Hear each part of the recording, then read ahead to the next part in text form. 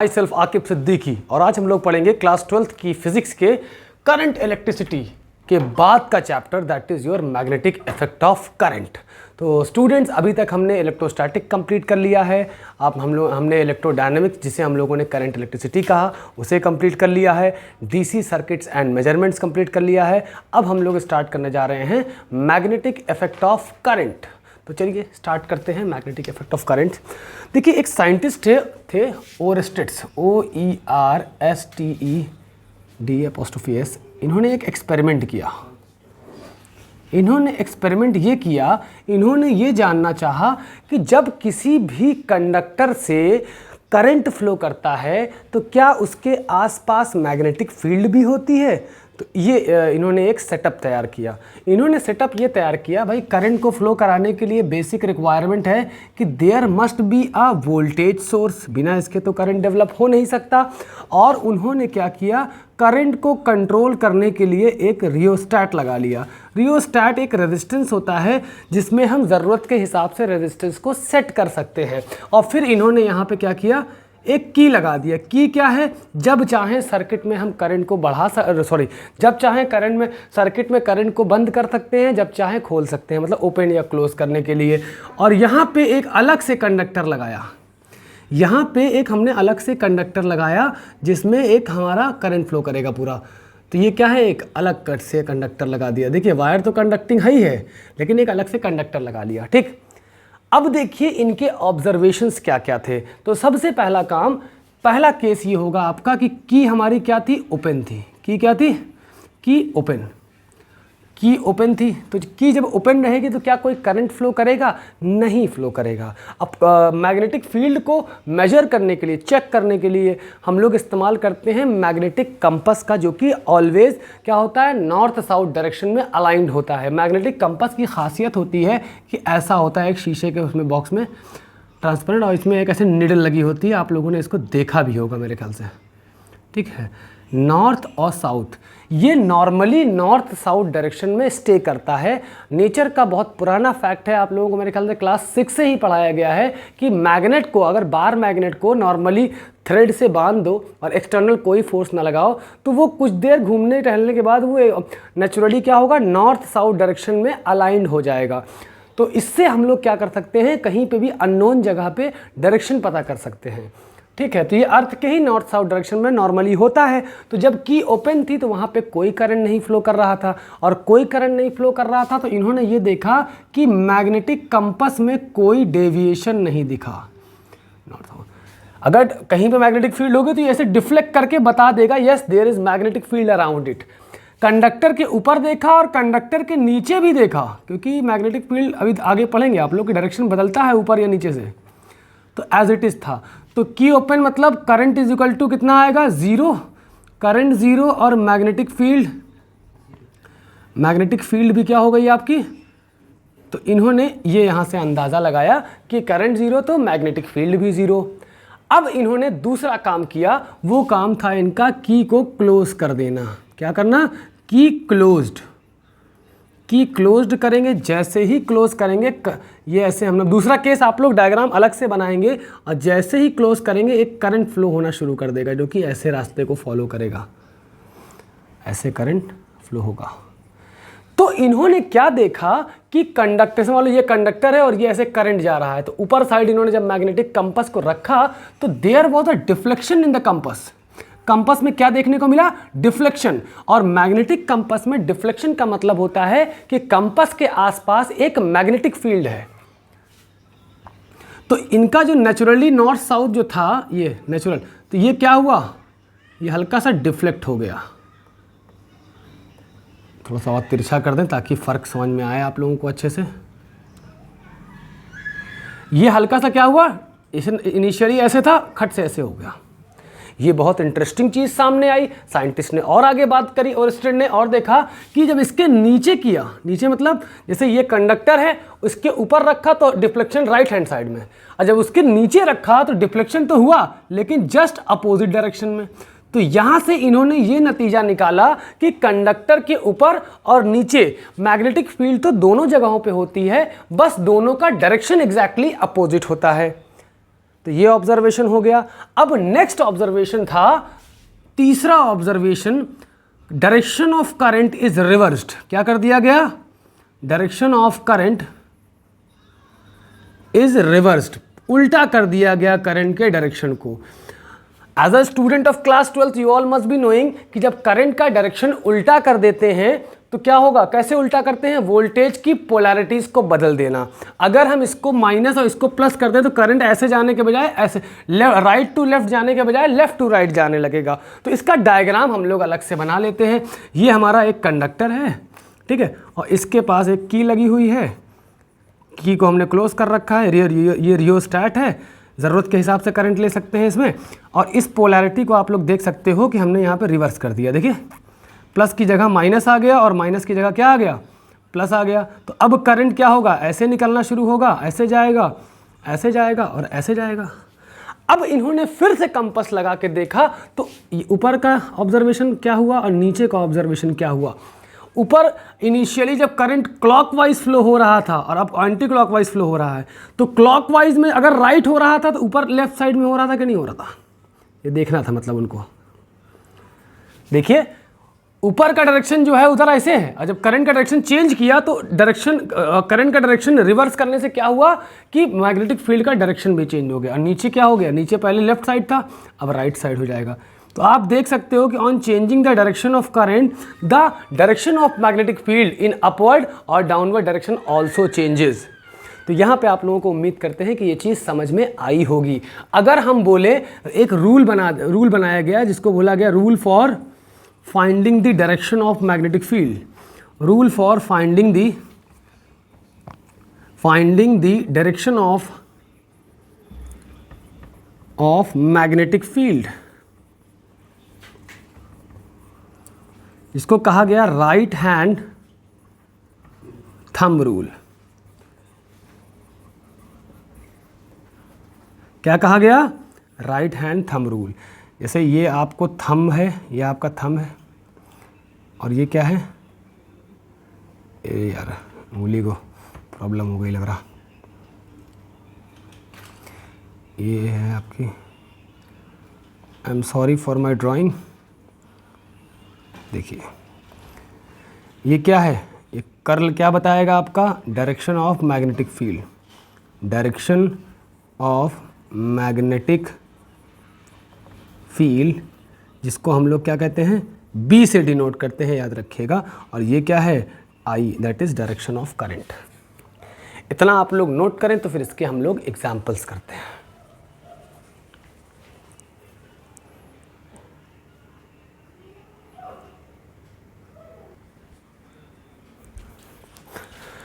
तो स्टूडेंट्स, अब हम लोग डिस्कस करेंगे फ्लेमिंग्स या कह सकते हो राइट हैंड थंब रूल को।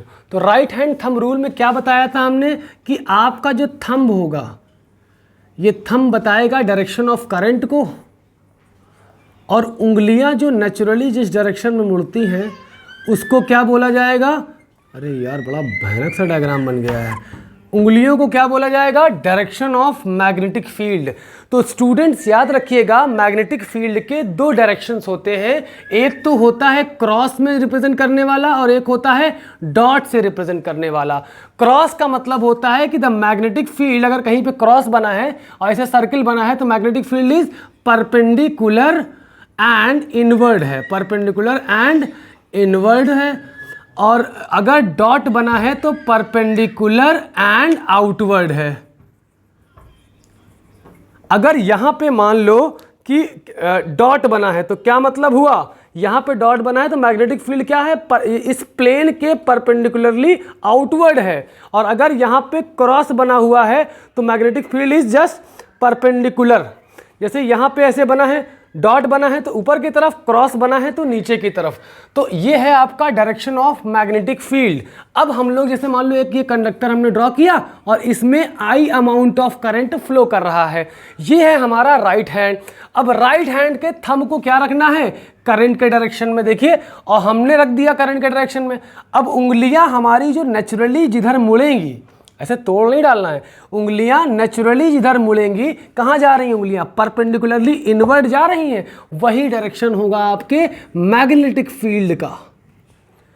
अब अगर हम इधर जानना चाहते हैं तो थंब रखेंगे और उंगलियां किधर मोड़ रही है नेचुरली, बाहर की तरफ। दैट मीन्स कि यहां पे मैग्नेटिक फील्ड का डायरेक्शन क्या होगा, परपेंडिकुलरली आउटवर्ड।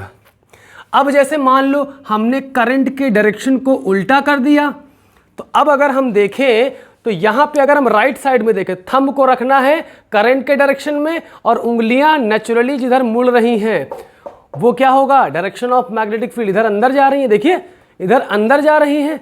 और इधर का अगर देखें, एक मिनट थोड़ा सा, इधर का अगर देखें तो देखिए थंब रखा तो इधर उंगलियां क्या आ रही हैं, बाहर की तरफ आ रही हैं। तो इधर क्या रखेंगे, यहाँ पे हम लोग डॉट लगाएंगे।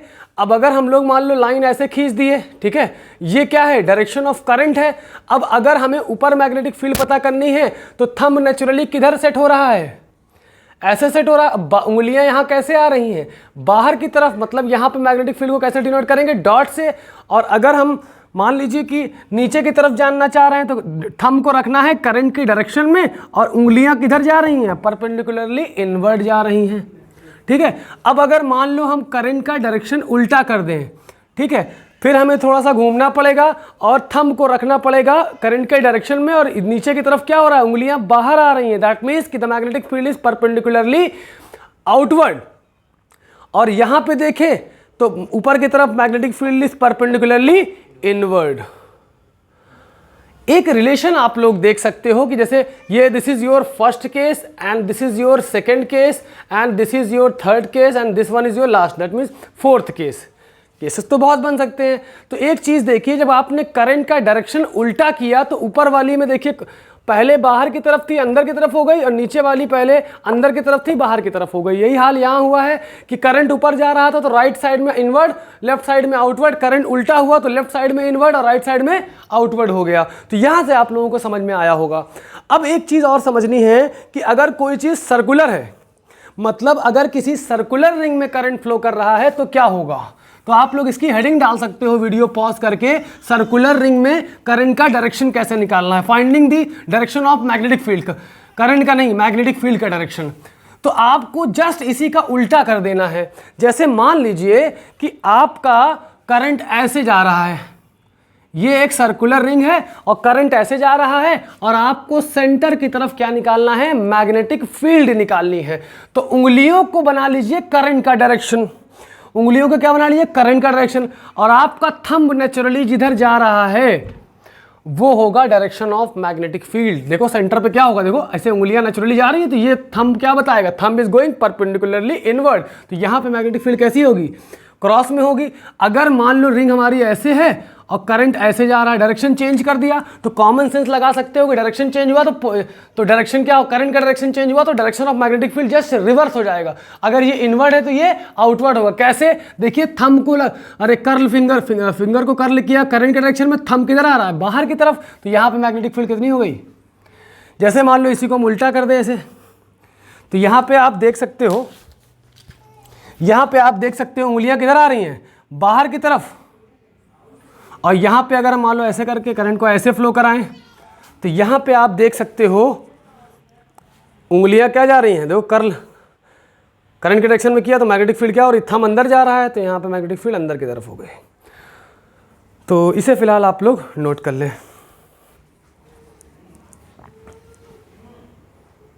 10 मिनट। तो स्टूडेंट्स आई होप कि आप लोगों को मैग्नेटिक फील्ड का direction due to straight conductor और ड्यू टू सर्कुलर कंडक्टर निकालना आ गया होगा। अब हम लोग पढ़ेंगे बायोट-सैवर्ट्स लॉ। बायोट-सैवर्ट्स लॉ, देखिए भाई इंसान की खासियत है कि अगर उसको एक चीज़ पता चलती है तो वो और 10 चीज़ें जानना चाहता है। भाई इंसान को ये पता चल गया था कि कंडक्टर के ऊपर और नीचे मैग्नेटिक फील्ड होती है, ये तो ठीक था। यहाँ पे इंसान नहीं रुका, इंसान ने ये जानना चाहा, साइंटिस्टों ने उस वक्त ये जानना चाहा कि दूर जाने पे क्या हो रहा है।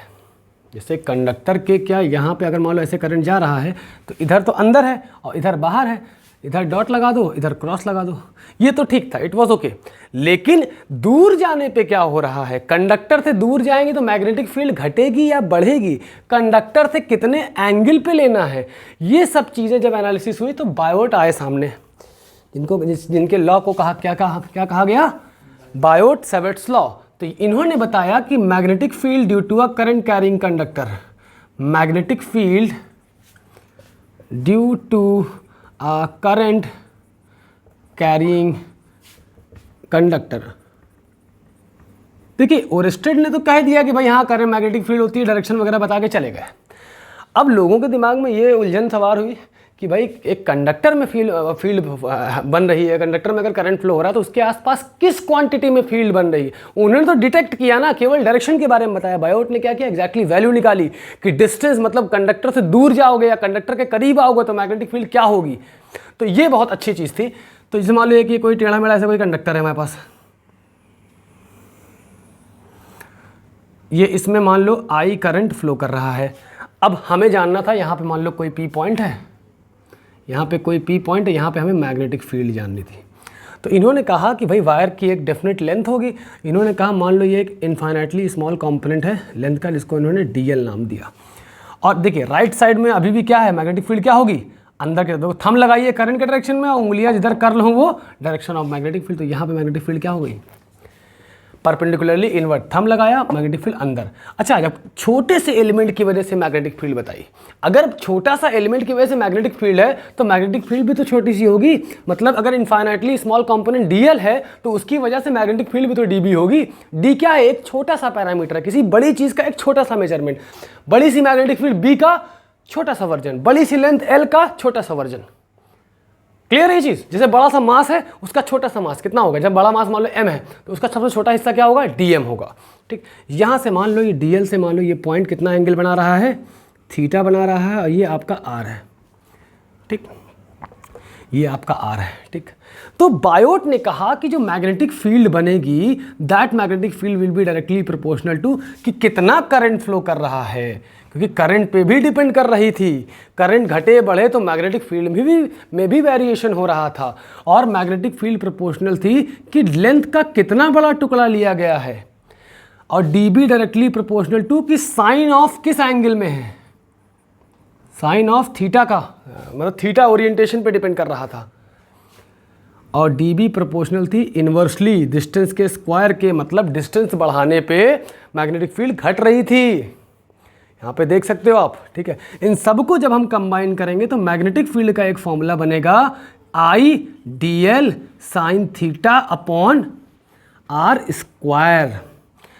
नहीं प्रोपोर्शनल बनेगा ना फिलहाल, अभी सब प्रोपोर्शनल में है तो मल्टीप्लाई नहीं करना है, बेसिक तरीका है ये लिखने का। ये नहीं कि इस तरह dB की power 4 is equal to I D L sine theta upon R, इसको नहीं, overall dB is dependent on that. तो यहाँ पे क्या होगा, जब भी प्रोपोर्शनैलिटी हटती है एक कांस्टेंट आता है, यहाँ पे बोलेंगे permeability mu naught upon 4 pi I D L sine theta upon R square. और यहाँ पे आपके म्यू नॉट अपॉन 4 पाई की वैल्यू है 10 टू द पावर -7। ठीक है, तो इसकी यूनिट क्या बनेगी, टेस्ला। देखिए इसकी वैल्यू चाहिए तो मैग्नेटिक फील्ड की टेस्ला डिस्टेंस क्या आएगी, क्या आएगा, metre square upon ampere per metre upon ampere metre. तो अगर देखें तो मीटर से एक मीटर कैंसिल हो गया, तो म्यू नॉट अपॉन 4 पाई की एक्चुअल वैल्यू क्या मिली, 10 to the power -7 tesla metre per ampere. ये बात मेरे ख्याल से आप लोगों को अच्छे से समझ में आ गई होगी। ठीक, अच्छा, एक अगर इसको हम वेक्टर फॉर्म में रिप्रेजेंट करना चाहें तो r से ऊपर और r से नीचे मल्टीप्लाई कर दें तो क्या होगा ज़रा बताइए, ज़रा देखिए। dB इज इक्वल टू कितना आएगा, mu naught upon 4 pi I D L तो लिखा रहने दिया, और ये मान लो यहाँ पे हमने साइन थीटा थोड़ा गैप करके लिख दिया। तो देखो नीचे जब हमने r से देखो किसी भी इक्वेशन में अगर सेम चीज़ से मल्टीप्लाई और डिवाइड करोगे तो ओवरऑल इक्वेशन के रिजल्ट में कोई फर्क नहीं आता। तो अगर हमने नीचे r से मल्टीप्लाई किया तो r क्यूब हो गया, और ऊपर क्या आ गया आपका r आ गया। तो ऊपर क्या मिल गया, I D L R sine theta मिल गया। हमने एक चीज़ ऑलरेडी पढ़ रखी है कि क्या पढ़ा है हमने, कि सिंस ए क्रॉस बी बराबर होता है आपका ए बी साइन थीटा। ये रट लीजिए आप लोग हमेशा के लिए। एक चीज़ और रट लीजिए कि ए डॉट बी होता है आपका ए बी कॉस थीटा। ठीक है, अब देखिए अब जब ए क्रॉस बी बराबर क्या हो सकता है, ए बी साइन थीटा, तो ए बी साइन थीटा की जगह, मतलब ए बी साइन थीटा की जगह ए क्रॉस बी भी लिखा जा सकता है, क्योंकि इक्वल का क्या मतलब है, दोनों तरफ से इक्वल। तो ये आपका मान लो ये आपका क्या है, ए बी है और ये साइन थीटा है, तो D L R sine theta can be written as D L cross R. तो ये पूरा वेक्टर में कन्वर्ट हो जाएगा, ये हो जाएगा mu naught upon 4 pi I D L cross R upon R cube. इतना आप लोग नोट कर लें। डी एल क्रॉस आर किसकी जगह पे आया है, D L R sine theta, और किसकी हेल्प से, इसकी हेल्प से। ठीक है, तो स्टूडेंट्स इतना आप लोग नोट करें। नेक्स्ट लेक्चर, मतलब ये हमारा क्या था, lecture number 1 for magnetic effect of current. इसको मूविंग चार्जेस एंड मैग्नेटिज्म भी कहा जाता है, बात घुमा फिरा के एक ही है। ठीक है, इसे नोट करें, मिलते हैं नेक्स्ट लेक्चर में। Thank you.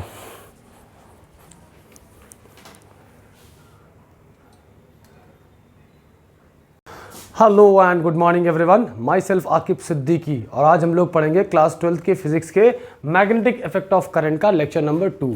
तो स्टूडेंट्स कुछ बुक्स में या जनरली बुक्स में इस चैप्टर का दूसरा नाम भी है, that is moving charges and magnetic field. तो moving charges and magnetic field and magnetic effect of current both are same. तो चलिए, हम लोगों ने लास्ट क्लास में स्टूडेंट्स क्या कहा था कि एक कोई कंडक्टर है जिसमें अगर करंट फ्लो हो रहा है तो राइट हैंड थंब रूल से हम लोग मैग्नेटिक फील्ड का डायरेक्शन निकालते हैं। करंट के डायरेक्शन में थंब रखते हैं और उंगलियां जिधर मुड़ रही होती हैं, नेचुरली कर्ल हो रही होती हैं, वो डायरेक्शन होता है आपके मैग्नेटिक फील्ड का। तो जैसे यहाँ पे क्या हो रहा है, अंदर की तरफ जा रही है, यू ऑल कैन सी कि राइट हैंड का थंब लगाया और उंगलियां जिधर जा रही हो अंदर की तरफ है मैग्नेटिक फील्ड, और ये क्या है, परपेंडिकुलरली आउटवर्ड, क्योंकि इधर बाहर की तरफ मैग्नेटिक फील्ड आ रही है। तो हमने एक रैंडम कंडक्टर की वजह से, कोई टेढ़ा मेढ़ा सा कंडक्टर है, इसमें आई करंट फ्लो हो रहा है, जिसमें मान लो एक छोटा सा टुकड़ा था डीएल, जिसकी वजह से हमने आर डिस्टेंस पे मैग्नेटिक फील्ड जाननी चाहिए थी। तो इनफाइनाइटली स्मॉल कंपोनेंट था, तो मैग्नेटिक फील्ड भी हमारी इनफाइनाइटली स्मॉल आई थी, और मैग्नेटिक फील्ड जो आई थी वो आई थी D B is equals to mu naught upon 4 pi I D L sine theta upon R square. और इसका वेक्टर फॉर्म क्या आया था, D B is equal to mu naught upon 4 pi I और D L cross R upon R cube, और mu naught upon 4 pi आपका आया था 10⁻⁻7 टेस्ला मीटर पर एम्पियर। ठीक है, इतना आप लोग नोट करें फिलहाल। अब आज आप लोग हेडिंग डालेंगे magnetic field due to a straight current carrying conductor. Heading होगी आपकी magnetic field due to a straight current carrying conductor. एक स्ट्रेट वायर है, भाई वायर को ही कंडक्टर कह रहे हैं यहाँ पे, एक स्ट्रेट वायर है और उसकी वजह से हमें क्या निकालना है, मैग्नेटिक फील्ड निकालनी है। There is a straight wire in which I amount of current is flowing in upward direction, the current is flowing from downward to upward direction, मतलब लोअर से हायर लेवल पे जा रहा है, या कहें कि नीचे से ऊपर की तरफ करंट जा रहा है। और हमसे कहा गया कि इससे परपेंडिकुलरली स्ट्रेट दूरी, मान लो ये आपकी आर डिस्टेंस है, आर डिस्टेंस पे हमें क्या पता करना है, यहाँ पे मैग्नेटिक फील्ड पता करनी है कि इस पूरे एल लेंथ के कंडक्टर की वजह से मैग्नेटिक फील्ड कितनी है।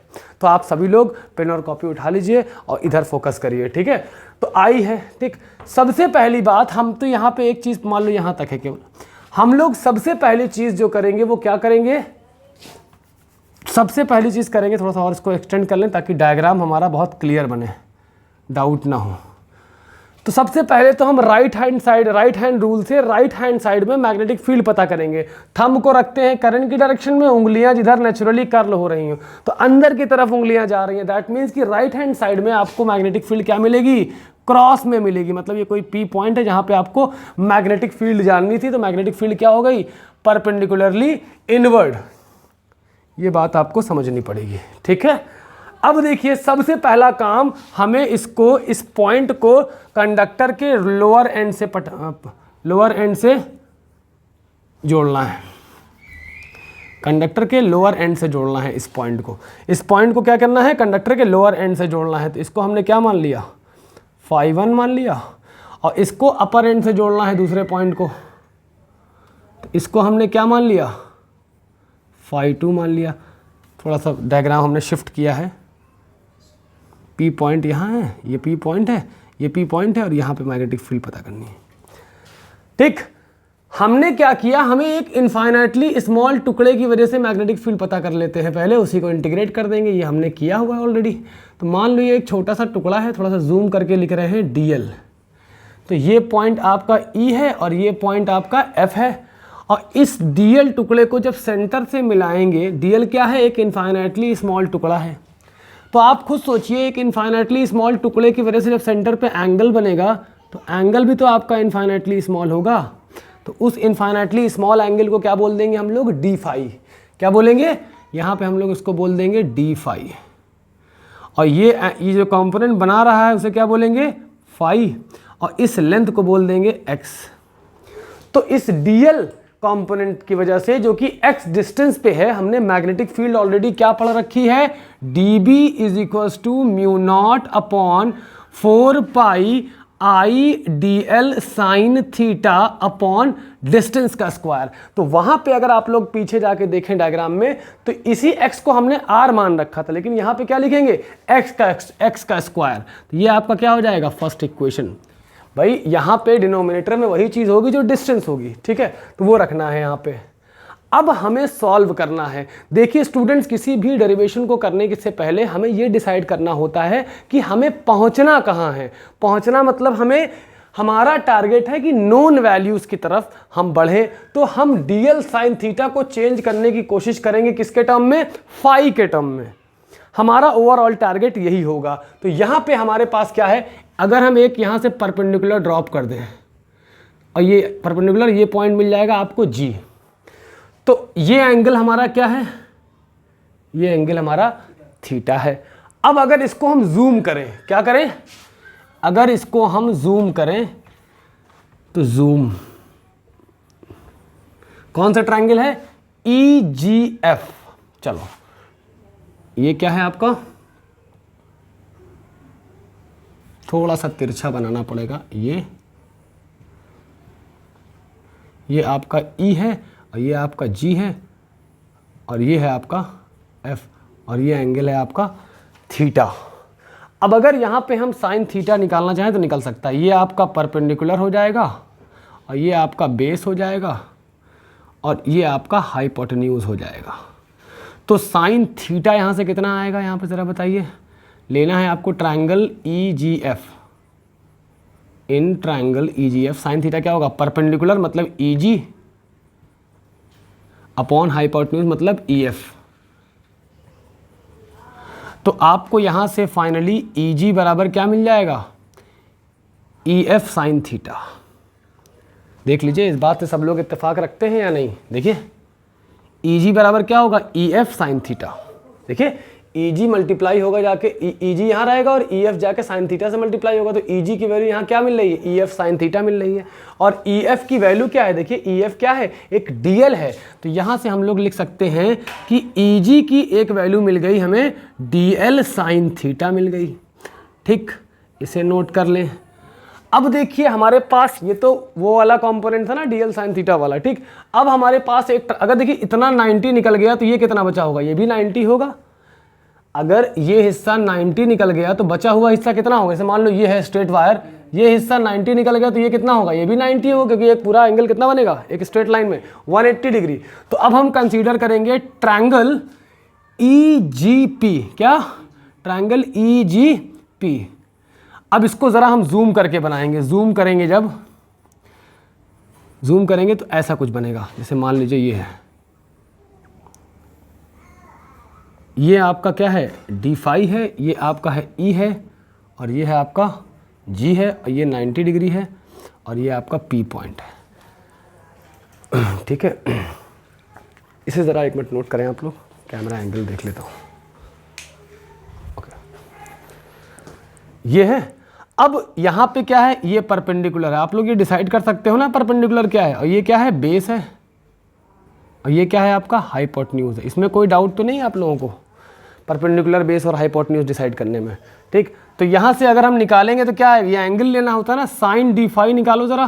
साइन D फाई आएगा आपका परपेंडिकुलर अपॉन हाइपोटेन्यूज। तो परपेंडिकुलर कितना है, EG अपॉन EP। क्या है, EG अपॉन EP।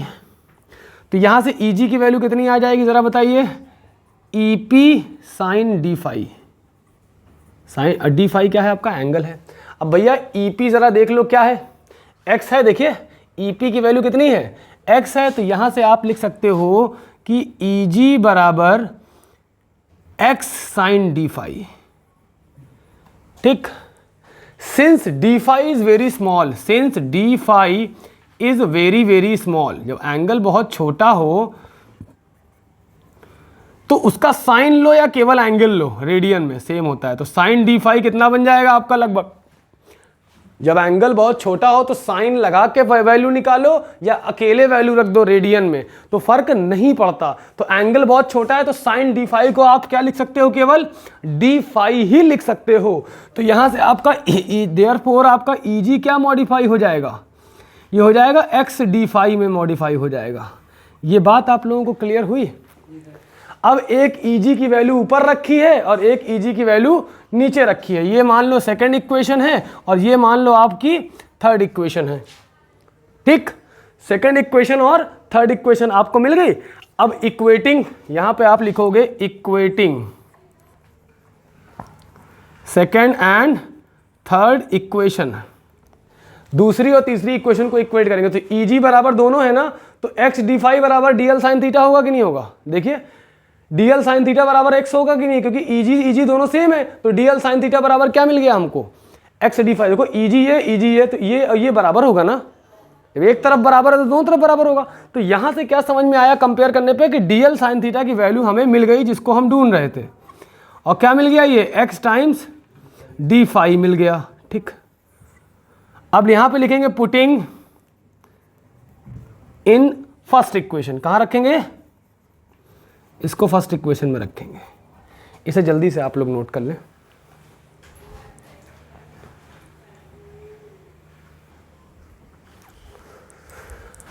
तो हमें क्या मिल गया, डीएल साइन थीटा का सब्स्टिट्यूट मिल गया x times of D phi.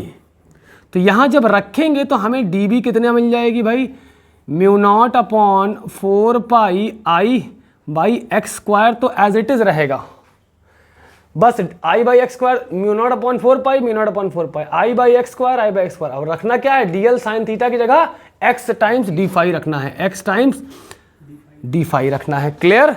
अब आप लोग ये समझो, थोड़ा सा इसको एक्स स्क्वायर को अच्छे से लिख दें ताकि क्लियर रहे। अब आप लोग देखो, एक एक्स यहाँ एक एक्स को काट देगा, तो आपको जो डी बी की वैल्यू मिलेगी वो मिलेगी mu naught upon 4 pi I by x into D phi. अब हम इसको और रिलायबल फॉर्म में लाएंगे, x को हटा के r के टर्म में लाएंगे, क्योंकि हमको परपेंडिकुलर डिस्टेंस दी रहेगी कि वो कंडक्टर से perpendicularly 1 centimetre, 2 centimetre, 1 metre, 2 metre. तो परपेंडिकुलर डिस्टेंस ज़्यादा आसानी से कैलकुलेट की जा सकती है। तो ये तो हमें दिया रहेगा, तो हम क्यों ना इसको x को r के टर्म में कर लें। तो ज़रा x और r में रिलेशन निकालें। तो यहाँ पे क्या है, यूजिंग ट्राइंगल कौन सा, ये 90 डिग्री है, ये मान लो n है, ई एन पी ट्राइंगल कौन सा, ई एन पी जब इस्तेमाल करेंगे तो ये तो परपेंडिकुलर हो गया, ये बेस हो गया, ये हाइपोटेन्यूज हो गया। तो कॉस फाई निकालो जरा जिसमें बेस और हाइपोटेन्यूज आता हो। कॉस फाई क्या होगा, बेस अपॉन हाइपोटेन्यूज, मतलब R upon x. Cos phi कितना आएगा आपका, देखिए बेस अपॉन हाइपोटेन्यूज, ये पता है कि नहीं आप लोगों को, पक्का।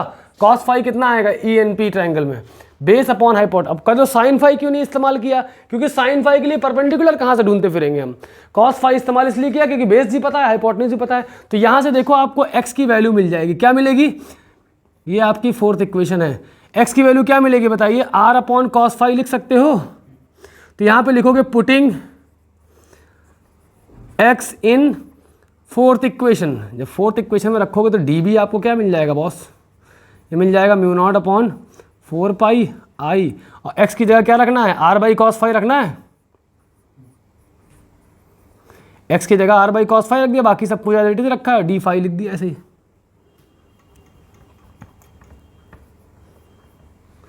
तो आपको यहां से डी बी मिलेगा क्या, mu naught upon 4 pi I by R cos phi D phi. तो आपको जो मैग्नेटिक फील्ड फाइनली मिली वो क्या मिली, डी बी बराबर mu naught upon 4 pi I by R cos phi D phi. अब छोटा सा टुकड़े की वजह से अगर मैग्नेटिक फील्ड मिल रही है तो इन्फाइनाइटली लॉन्ग कंडक्टर, अभी खैर वाला केस नहीं कर रहा, छोटे से टुकड़े की वजह से अगर छोटा सा टुकड़ा अगर डीएल है तो उसको इंटीग्रेट करोगे तो क्या मिलेगा, एल मिलेगा। तो ये जो मैग्नेटिक फील्ड आई है वो छोटे से टुकड़े डीएल की वजह से आई है। हमें अगर पूरी मैग्नेटिक फील्ड चाहिए तो हम क्या करें, पूरे को इंटीग्रेट कर दें।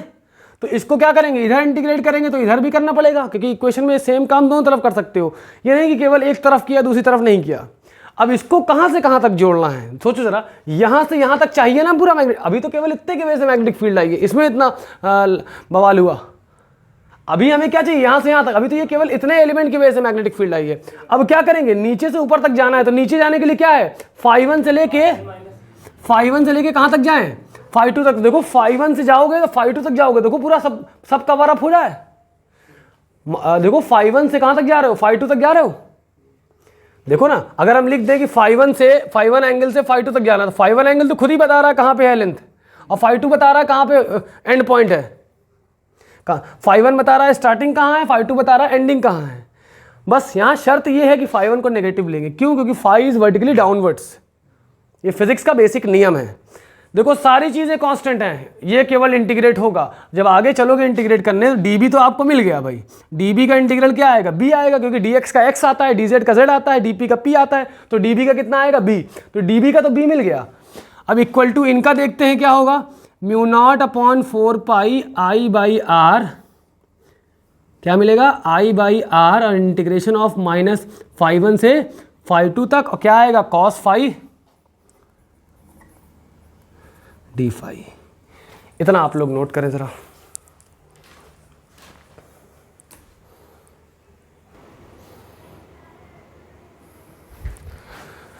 तो स्टूडेंट्स यहां तक हो गया।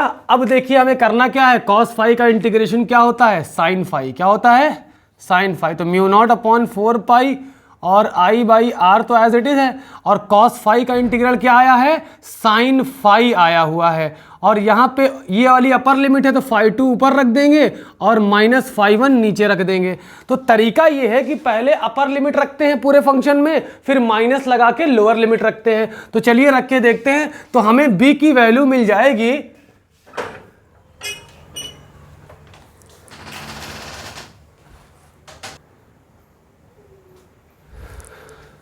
तो लिमिट्स रखने का तरीका क्या है, पहले अपर लिमिट रखते हैं पूरे फंक्शन में और माइनस लगा के फिर लोअर लिमिट रखते हैं पूरे फंक्शन में। तो जब अपर लिमिट रखेंगे तो क्या आएगा, साइन ऑफ φ2, तो μ0/4 पाई आई अपॉन आर, यहां क्या मिलेगा, साइन ऑफ φ2, साइन ऑफ φ2, और फिर माइनस लगा के लोअर लिमिट रखते हैं, तो minus of sine of minus φ1, क्योंकि ये खुद ऑलरेडी माइनस में है। तरीका समझिए, पहले अपर लिमिट रखते हैं पूरे फंक्शन में, तो φ2 जहां जहां पे फाई होगा या जिस चीज का भी फंक्शन होगा वहां φ2 रखते चले जाएंगे। तो एक ही था, एक ही जगह पे था तो रख दिया φ2, फिर माइनस लगा के लोअर लिमिट रखते हैं, तो माइनस लगा दिया, पहले तो φ2 रख दिया और फिर माइनस लगाया, फिर लोअर लिमिट रखा तो लोअर लिमिट खुद नेगेटिव है। याद रखिएगा साइन ऑफ माइनस थीटा, यहां पे मैं मेंशन कर देता हूं कि since sign of minus theta, ये माइनस बाहर आ जाता है, और कॉस ऑफ माइनस थीटा अगर दिया है तो ये हजम कर जाता है इसको, नेगेटिव का कोई फर्क नहीं पड़ता कॉस में, और साइन में नेगेटिव साइन निकल के बाहर आ जाता है। ये नेगेटिव साइन जब बाहर आएगा तो अंदर क्या बनेगा, साइन φ1 प्लस साइन φ2। तो हमें मैग्नेटिक फील्ड का जो फाइनल फॉर्मूला मिलेगा वो मिलेगा μ0/4 पाई आई अपॉन आर, क्या मिलेगा, साइन φ2 प्लस φ1 लिख लो या साइन φ1 प्लस φ2 लिख लो, क्योंकि ये माइनस बाहर आ जाएगा, दोनों प्लस में हो जाएंगे। ये बात क्लियर हुई आप लोगों को। एक बात समझिए, जैसे मैंने बताया ना कि ये कंडक्टर है, मान लो इसमें आई अमाउंट ऑफ करंट फ्लो हो रहा है, और यहाँ पे हमको पी पॉइंट पे मैग्नेटिक फील्ड पता करनी थी।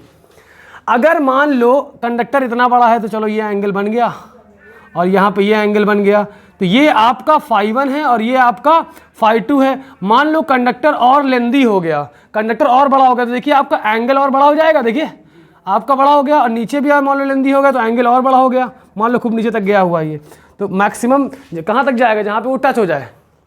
लेकिन अगर फॉर पहला केस है, if conductor is infinite, if conductor is infinite, infinitely long, conductor is infinitely long, तो आपका φ1 बराबर φ2 हो जाएगा, जो कि 90 डिग्री हो जाएगा, क्योंकि इसको जब एंड मिलेगा ही नहीं तो ये स्ट्रेट हो जाएगा। आप देखिए ना, यहां पे होता तो ये एंगल बनता, अगर यहां तक कंडक्टर होता तो ये एंगल बनता, यहां तक होता तो ये एंगल बनता, यहां तक होता तो ये एंगल बनता, ठीक है, और अगर यहां तक होता तो और एंगल बढ़ जाता। लेकिन जब कंडक्टर इनफाइनाइट पहुंच जाएगा तो ये एंगल कितना हो जाएगा, ये दोनों पॉइंट एंगल क्या हो जाएंगे, 90 हो जाएंगे। तो दोनों जब 90 हो जाएंगे तो sin 90 प्लस sin 90 कितना होगा, sin 91, और यहां पे sin 91, 1 प्लस 1 कितना हो गया, 2 हो गया। तो इनफाइनाइटली लॉन्ग कंडक्टर की वजह से mu naught upon 4 pi I by R into क्या कर देंगे यहाँ पे 2, क्योंकि साइन φ1 की जगह 90 और φ2 की जगह 90, तो साइन 90 प्लस साइन 90 मतलब 1 प्लस 1 मतलब 2। तो यहाँ पे देखो 2 को कैंसिल कर देगा इस 4 को, तो ये आएगा फाइनली आपको मैग्नेटिक फील्ड मिल जाएगी mu naught upon 4 pi, finally आपको मैग्नेटिक फील्ड मिल जाएगी mu naught upon 2 pi I by R. ये बात आप लोगों को समझ में आई? आज के लेक्चर में इतना ही, मिलते हैं नेक्स्ट लेक्चर में। Thank you everyone. Hello and good morning everyone, my self Aqib Siddiqui, और आज हम लोग पढ़ेंगे क्लास 12 के फिजिक्स के मैग्नेटिज्म का मैग्नेटिक इफेक्ट ऑफ करंट, जिसका लेक्चर नंबर 3 आज हम लोग पढ़ेंगे। तो स्टूडेंट्स, हमने magnetic field due to a straight current carrying conductor पढ़ लिया था, और आज हम लोग पढ़ने जा रहे हैं magnetic field due to a circular ring carrying a current. तो आप लोग हेडिंग डालेंगे मैग्नेटिक फील्ड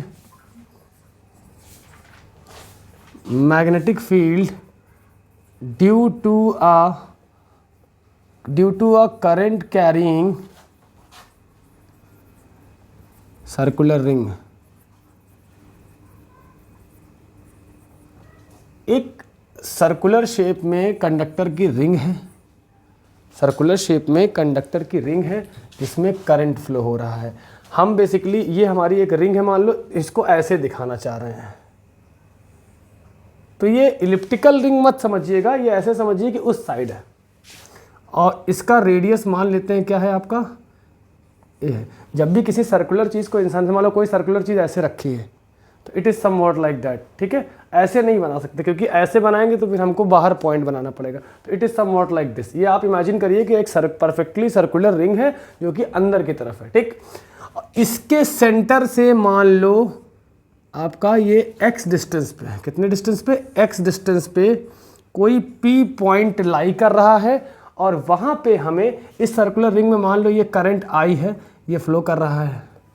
तो इस सर्किल के सेंटर मान लो ये आपका O है, सेंटर से x डिस्टेंस पे किसी P पॉइंट पे आपको क्या निकालना है, मैग्नेटिक फील्ड निकालनी है। तो सबसे पहला काम जो हमने रैंडमली एक किसी कंडक्टर की वजह से मैग्नेटिक फील्ड पढ़ रखी है उसे याद करते हैं। तो हमने पढ़ रखा है बच्चों कि ये एक टेढ़ा मेढ़ा कोई कंडक्टर है जिसमें I amount of current flow हो रहा है, और इसके इनफाइनाइटली स्मॉल टुकड़े से dl से मान लो r डिस्टेंस पे थीटा एंगल पे कोई P पॉइंट लाई कर रहा है, तो वहाँ की मैग्नेटिक फील्ड क्या हुआ करती थी हमारी। अच्छा, मैग्नेटिक फील्ड के लिए right hand thumb rule use करते थे, राइट हैंड के थंब को लगाना होता था करंट के डायरेक्शन में, और उंगलियां जिधर नेचुरली मुड़ रही होती थी, that was the direction of your magnetic field. तो यहाँ मैग्नेटिक फील्ड क्या है, अंदर की तरफ है। क्यों? क्योंकि मैग्नेटिक उंगलियां नेचुरली अंदर मुड़ रही हैं। तो यहाँ पे हमने क्या पढ़ा था, इस इनफाइनाइटली स्मॉल कंपोनेंट की वजह से मैग्नेटिक फील्ड भी इनफाइनाइटली स्मॉल होगी, छोटे से dl की वजह से। तो क्या बोलेंगे, म्यू नॉट अपॉन 4 पाई और I dl sine theta upon R square. ये चीज़ हम लोगों ने पढ़ रखी थी, ठीक है। अब यहाँ पे क्या करेंगे कि एक छोटा सा dl एलिमेंट ले लेंगे। क्या ले लेंगे, एक छोटा सा dl एलिमेंट ले लेंगे, और यहाँ से इस दूरी को मिला देंगे। तो ये दूरी आपकी क्या बन जाएगी, आपकी r बन जाएगी। अब इमेजिन करिए कि dl is somewhat like this. अब हमें क्या करना है, करंट के डायरेक्शन में राइट हैंड रखना है। अब हमारा सर्कुलर लूप ऐसा है, एक मार्कर और ले लेते हैं। अब हमारा सर्कुलर लूप ऐसा है, और इसमें ये dl हिस्सा है जिसमें हमारा l कंपोनेंट क्या होगा, ये होगा, और r क्या होगा, ऐसे है। देखिए, मान लो सर्कुलर लूप का इतना हिस्सा हमने लिया। अब इसको 3D में हम रिप्रेजेंट नहीं कर सकते यहाँ पे व्हाइट बोर्ड में, लेकिन आप ये इमेजिन करिए कि ये इसका dl हिस्सा है, ये हमारी उंगली का ये कर्व पोर्शन क्या है, dl हिस्सा है। तो ये dl हिस्सा है, और ये आपका क्या है, r है। तो थीटा क्या है, डीएल और आर के बीच का एंगल ही तो है। तो यहाँ पे थीटा कितना हो, जैसे मान लो ये डीएल कंपोनेंट है। तो अब एक बात बताइए, डीएल और आर के बीच में कितना एंगल, जैसे मान लो डीएल आपका कैसे जाएगा, ऐसे जाएगा अंदर की तरफ। क्लियर है ये चीज़ कि नहीं? अभी मैं दिखाता हूँ, एक सर्कुलर चीज़ ले लीजिए।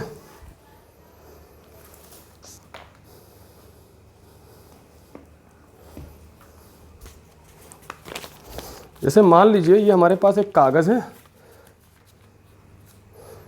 अरे यार बड़ा अजीब सा सिस्टम हो रहा है।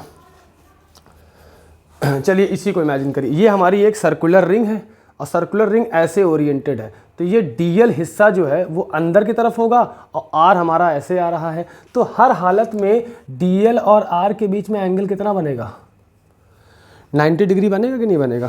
तो जब ये एंगल 90 डिग्री बनेगा, अच्छा अब देखिए हमें क्या करना है, ये इमेजिन करिए कि current is going perpendicularly inward. तो हमारी मैग्नेटिक फील्ड क्या आएगी, इस पॉइंट पे मैग्नेटिक फील्ड क्या आएगी, इधर की तरफ, मतलब ऐसे तिरछा आएगी हल्की सी, इसको बोलेंगे डीबी। और अगर इस पॉइंट की वजह से मैग्नेटिक फील्ड देखें तो मैग्नेटिक फील्ड कितनी आएगी, देखिए अगर यहाँ पे मान लो ये करंट ऐसे जा रहा है तो मैग्नेटिक फील्ड इसी की उल्टा हो जाएगी कि नहीं हो जाएगी? मैंने कहा था ना कि जब ऊपर या नीचे का मसला आ जाए तो अगर ऊपर एक डायरेक्शन में तो जस्ट उसके अपोजिट डायरेक्शन में नीचे होगी। तो यहाँ पे क्या बनेगा, ये डीबी। ठीक, अब इसको हम इमेजिन कर लेते हैं ऐसे। ठीक, ये हमने बना दिया फाई एंगल पे आ रही है, ये वाली भी फाई एंगल पे आ रही है। तो याद रखिएगा बेस वाला कंपोनेंट क्या बनेगा, डीबी कॉस फाई। ठीक है। अच्छा ये कितना आ जाएगा आपका 90 माइनस फाई, ये क्या आ जाएगा आपका फाई। ठीक, ये आपका फाई हो गया। तो ऊपर इसका बेस क्या होगा, डीबी जा रहा था, ये डीबी कॉस फाई, और ये भी डीबी जा रहा था, ये भी क्या आ जाएगा डीबी कॉस फाई। तो ऊपर वाले का कंपोनेंट क्या बनेगा, बेस वाला क्या हो गया आपका कॉस कंपोनेंट, और परपेंडिकुलर वाला क्या बनेगा आपका डीबी साइन फाई। नीचे वाले का भी क्या बनेगा डीबी साइन फाई। यहाँ पे देखने वाली बात ये है कि अगर ये इसका जस्ट डायगनली अपोजिट एंड एक दूसरे के कॉस कंपोनेंट को कैंसिल करेंगे, यहाँ पे मान लो अगर हम डीएल लेते हैं तो इसका डायगनली अपोजिट यहाँ पे आएगा, डायगनली अपोजिट, तो इसका कॉस कंपोनेंट कैंसिल कर देगा।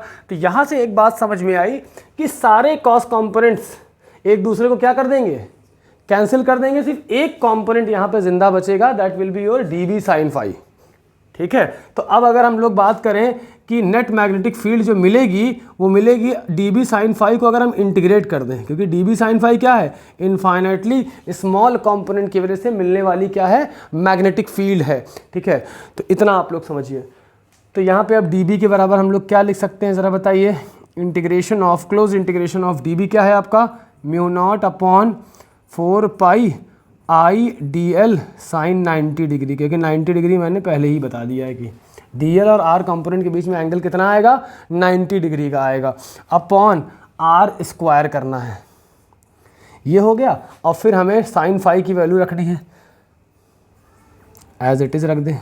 इसमें समझने में कोई दिक्कत नहीं होनी चाहिए। अगर आपका यहाँ पे बी देखें पहले तो क्या आ रहा है, mu naught upon 4 pi I D L sine phi. तो यहाँ पे आपके बी की वैल्यू क्या आएगी, integration of mu naught upon 4 pi sine 90 की वैल्यू 1 होती है, तो ये आएगा I by R d L sine phi.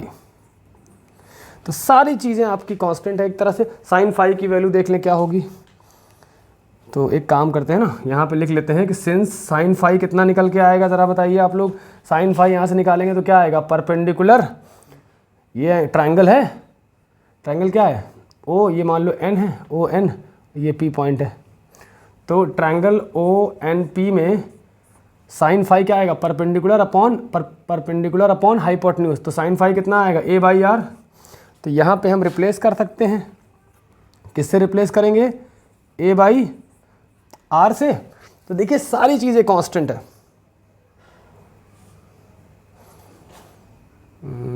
यहाँ आर है ना, यहाँ आर स्क्वायर, देखिए सेम चीज़ यहाँ पे लिखना है, आर स्क्वायर लिखना भूल गए थे, साइन फते ए बाई आर क्यूब हो जाएगा। तो ये बनेगा आपका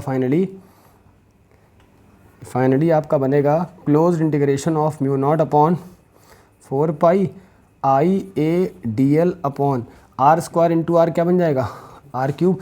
ये सब कांस्टेंट है डी एल को छोड़ के, तो mu naught upon 4 pi I by R cube A integration of DL. DL integration क्या है? सारे छोटे छोटे कंपोनेंट्स को जोड़ देना। डीएल एक सर्कुलर चीज़ की पूरी लेंथ कितनी होगी? अगर एक छोटी सी डीएल है तो सर्कुलर चीज़ की पूरी लेंथ किसके बराबर होगी? सरकमफ्रेंस के बराबर तो होगी।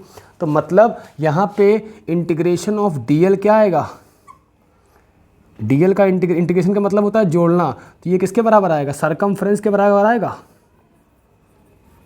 तो इंटीग्रेशन ऑफ डीएल की जगह क्या लिख सकते हैं ज़रा बताइए? हम 2 पाई आर या 2 पाई ए कर सकते हैं यहाँ पे। तो आपका यहाँ पे देखिए नेट मैग्नेटिक फील्ड कितनी मिल जाएगी?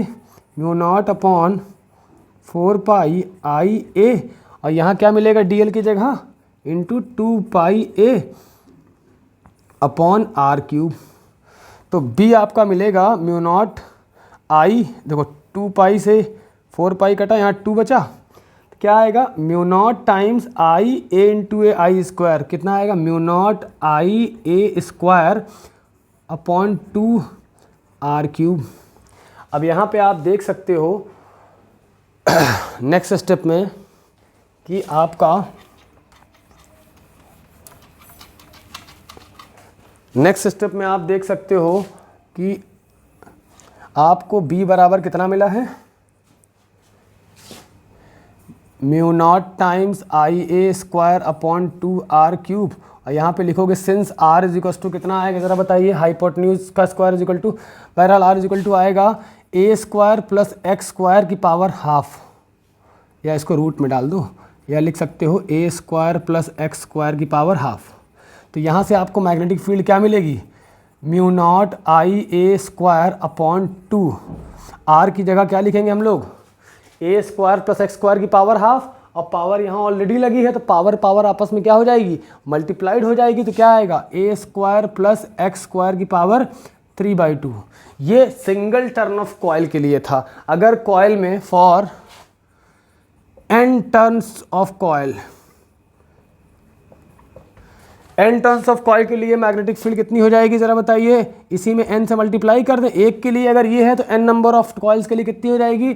n times mu naught I A square upon 2 A square plus x square whole to the power 3/2। ये चीज़ आप लोगों को उम्मीद करते हैं कि समझ में आ गई होगी। ठीक है, इतना फिलहाल आप लोग नोट करें।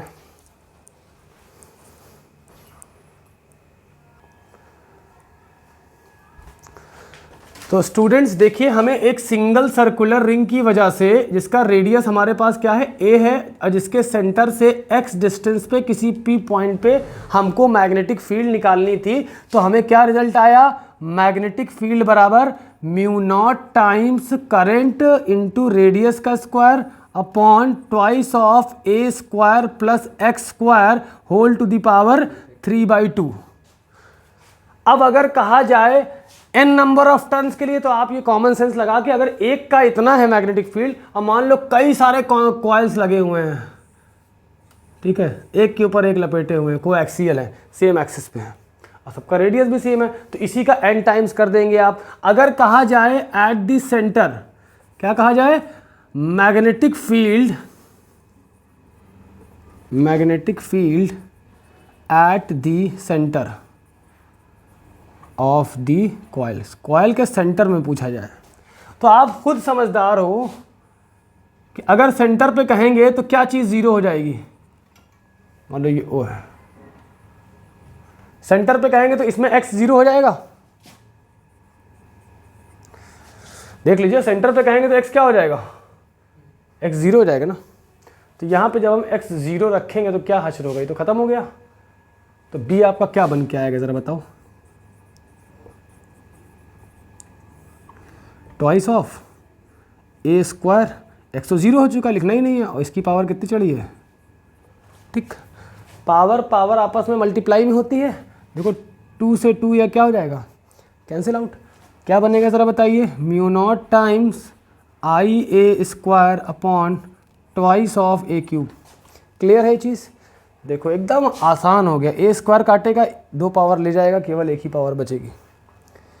वैसे ये करना सही नहीं है, यहाँ पे आप इसको ए क्यूब लिखा रहने दो, यहाँ काट के ए लिख दो, नहीं, ऐसे ये इंटरप्रेट हो रहा है कि दो ने तीन को डिवाइड कर दिया, तीन को काट दिया।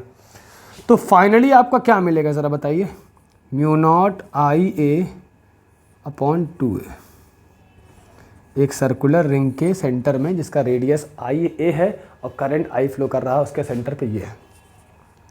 ठीक, ये क्या है, magnetic field at the centre of the coil. इसके बाद से इंटरेस्टिंग है, बहुत ज़्यादा इंटरेस्टिंग है। ठीक, अब समझिए सेंटर ऑफ द कॉइल मतलब हमने ये जान लिया कि क्या है, mu naught times I upon A. Generally centre पे ही पूछा जाता है, आई अपॉन 2a। अब देखिए इससे बनेंगे आपके इंटरेस्टिंग क्वेश्चंस।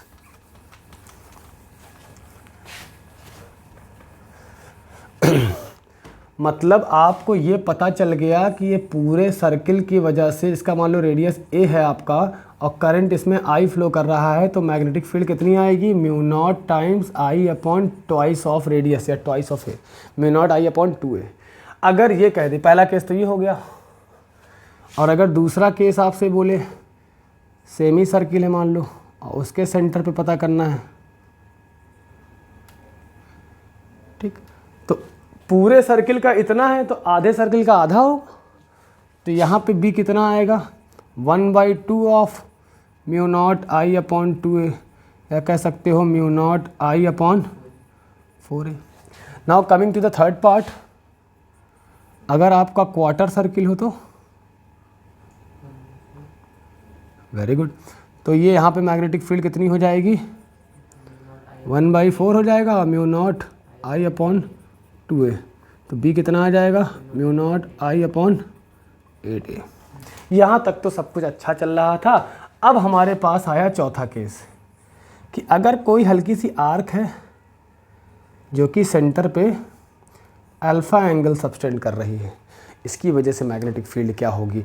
तो हम लोग क्या करते हैं, जैसे ये एक जनरल फॉर्मूला है, ये कब के लिए है, जब पूरा सर्किल हो, पूरा कंप्लीट 360 डिग्री बन रहा हो। तो यहाँ से हम लोग कह सकते हैं फॉर 360 डिग्री, पूरी फॉर 360 डिग्री कितना आंसर आ रहा है, पूरे कंप्लीट सर्किल के लिए mu naught times I upon 2a हो रहा है। तो 1 डिग्री के लिए कितना आएगा, यूनिटरी मेथड लगाओ, ये नीचे भेज दो, यहाँ 1/360 होगा। फॉर अल्फ़ा डिग्री, ये वाला फॉर अल्फ़ा डिग्री, इसको अल्फ़ा से मल्टीप्लाई करोगे ना,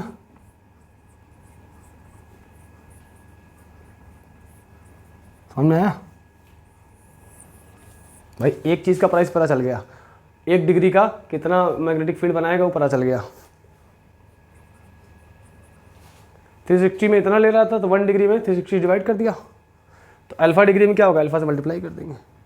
अब अगर कंप्लीट सर्किल है तो अल्फ़ा कितना हो जाएगा, 360/360 कट गया, वही चीज़ मिली। अगर अल्फ़ा 180, ये सर्किल ऐसा है तो ये कितना आएगा, 180 डिग्री आएगा ना, तो यहाँ कितना आएगा 180 अपॉन 360, तो 1/2 आएगा। अगर ऐसा है तो ये 90 degree.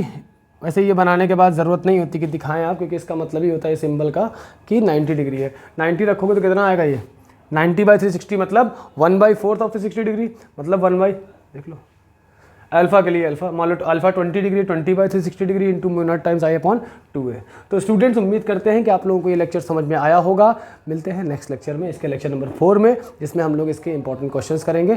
Thank you everyone. Hello and good morning everyone, my self Aqib Siddiqui, और आज हम लोग पढ़ेंगे क्लास 12 के फिजिक्स के मैग्नेटिज्म का लेक्चर नंबर 4, मतलब मैग्नेटिक इफेक्ट ऑफ करंट पढ़ने जा रहे हैं हम लोग।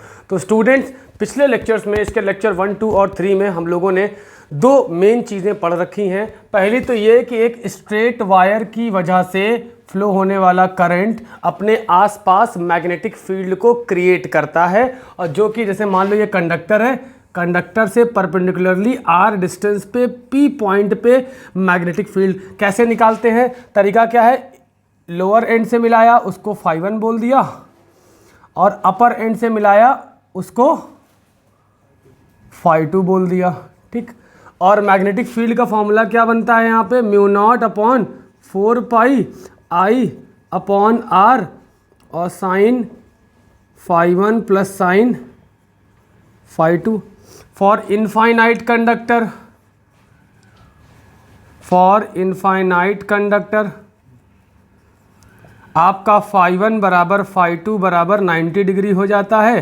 तो साइन 90 प्लस साइन 90 1 प्लस 1 2, और ये 2 कट जाता है तो b कितना आता है, b इन्फिनिटी अगर देखो इनफाइनाइट कंडक्टर की वजह से तो म्यू नॉट आई अपॉन कितना आएगा 2 पाई r आ जाएगा, है ना। अच्छा एक चीज़ समझने वाली ये है कि अगर मान लो कि वो पॉइंट जहाँ पे मैग्नेटिक फील्ड पता करनी है वो कंडक्टर की ही एक्सिस पे लाई कर रहा हो, मतलब जैसे ये पॉइंट यहाँ लाई करे, यहाँ लाई करे, तो यहाँ पे मैग्नेटिक फील्ड क्या होगी, यहाँ पे मैग्नेटिक फील्ड क्या होगी।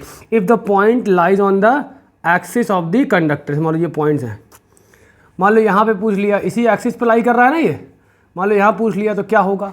तो ये चीज़ समझने के लिए आप लोग ये समझो, जैसे मान लो ये है कंडक्टर आपका ऐसे है, ठीक, ये करंट जा रहा है तो ऐसे जाके मान लो ऐसे मुड़ गया। अब यहाँ पे पूछ रहा है कि मैग्नेटिक फील्ड क्या होगी इस कंडक्टर की वजह से, मैं मान लो मुड़ गया ऐसे, तो इस कंडक्टर की वजह से इसी के एक्सिस पे या किसी भी कंडक्टर जिसमें करंट फ्लो हो रहा हो उसी के एक्सिस पे मैग्नेटिक फील्ड कितनी होती है बेटा, 0 के बराबर होती। क्यों होती है, जैसे मान लो हमें यहाँ पे मैग्नेटिक फील्ड चाहिए इस कंडक्टर की वजह से, तो लोअर एंड से एंगल कितना बन रहा है अगर मिलाएं तो एंगल तो फाई 1 कितना बन रहा है 0, और अपर एंड सब जब सेम एक्सिस पे आ जाते हैं तो एंगल कितना हो जाता है 0 आता है, तो इसीलिए फाई 1 हो जाएगा और फाई 2 भी दोनों 0 हो जाएंगे। तो यहाँ पे कितना आएगा साइन 0 प्लस साइन 0 कितना आएगा 0 प्लस 0 कितना आएगा 1, सॉरी 0 प्लस 0 कितना आएगा 0, और 0 इंटू समथिंग 0।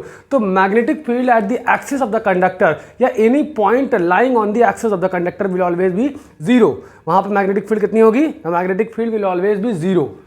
जैसे मान लो कि आपका कंडक्टर ये गया है ऐसे, आई करंट जा रहा है, यहाँ पे पूछ रहा है मैग्नेटिक फील्ड क्या है, यहाँ कहीं पे भी मतलब, तो सब जगह मैग्नेटिक फील्ड क्या होगी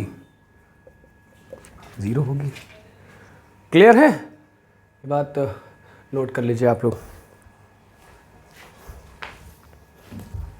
ठीक है। फिर हम लोग देखेंगे सर्कुलर रिंग की वजह से हम लोगों ने क्या पढ़ रखा है।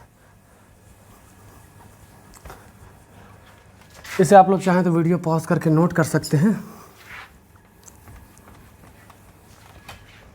चलो जैसे मान लो अच्छा दूसरा पॉइंट हमारा क्या था, हमने क्या पढ़ा हुआ दूसरे पॉइंट में, सर्कुलर रिंग की वजह से मैग्नेटिक फील्ड पढ़ रखी है। Magnetic field due to a circular ring carrying a current. मान लो एक सर्कुलर रिंग है जिसमें I amount of current flow हो रहा है और जिसका रेडियस क्या है, सेंटर सी है, रेडियस क्या है ए है। तो बी बराबर कितना पढ़ रखा है आपने, mu naught I upon twice of radius, है ना। और इसके कंपोनेंट्स भी बताए हैं कि अगर किसी अल्फा एंगल के लिए पूछा गया है तो कितना आएगा, अल्फा अपॉन 360 डिग्री और mu naught I upon 2a, alpha की वैल्यू रखते जाइए। फॉर सेमी सर्किल अल्फा आपका 180 डिग्री हो जाएगा, फॉर क्वार्टर सर्किल अल्फा 90 हो जाएगा, और अल्फा एंगल के लिए अल्फा या थीटा कुछ भी हो सकता है, ठीक है। अब हम लोग क्या करेंगे, एक तो ये हो गया मैग्नेटिक फील्ड, ये आपका हो गया सर्कुलर की वजह से, सर्कुलर मैग्नेटिक फील्ड कितनी आती है, B is equals to mu naught I upon 2a। At center की बात हो रही है तो देखो यहाँ मैग्नेटिक फील्ड क्या है, इन्वर्सली प्रोपोर्शनल टू रेडियस है, और ये क्या है स्ट्रेट की वजह से, क्या है स्ट्रेट की वजह से मैग्नेटिक फील्ड आपकी है mu naught I upon 2 pi a। तो यहाँ पे भी magnetic field inversely proportional to यहाँ पे क्या है डिस्टेंस है। इतना फिलहाल आप लोग नोट करें।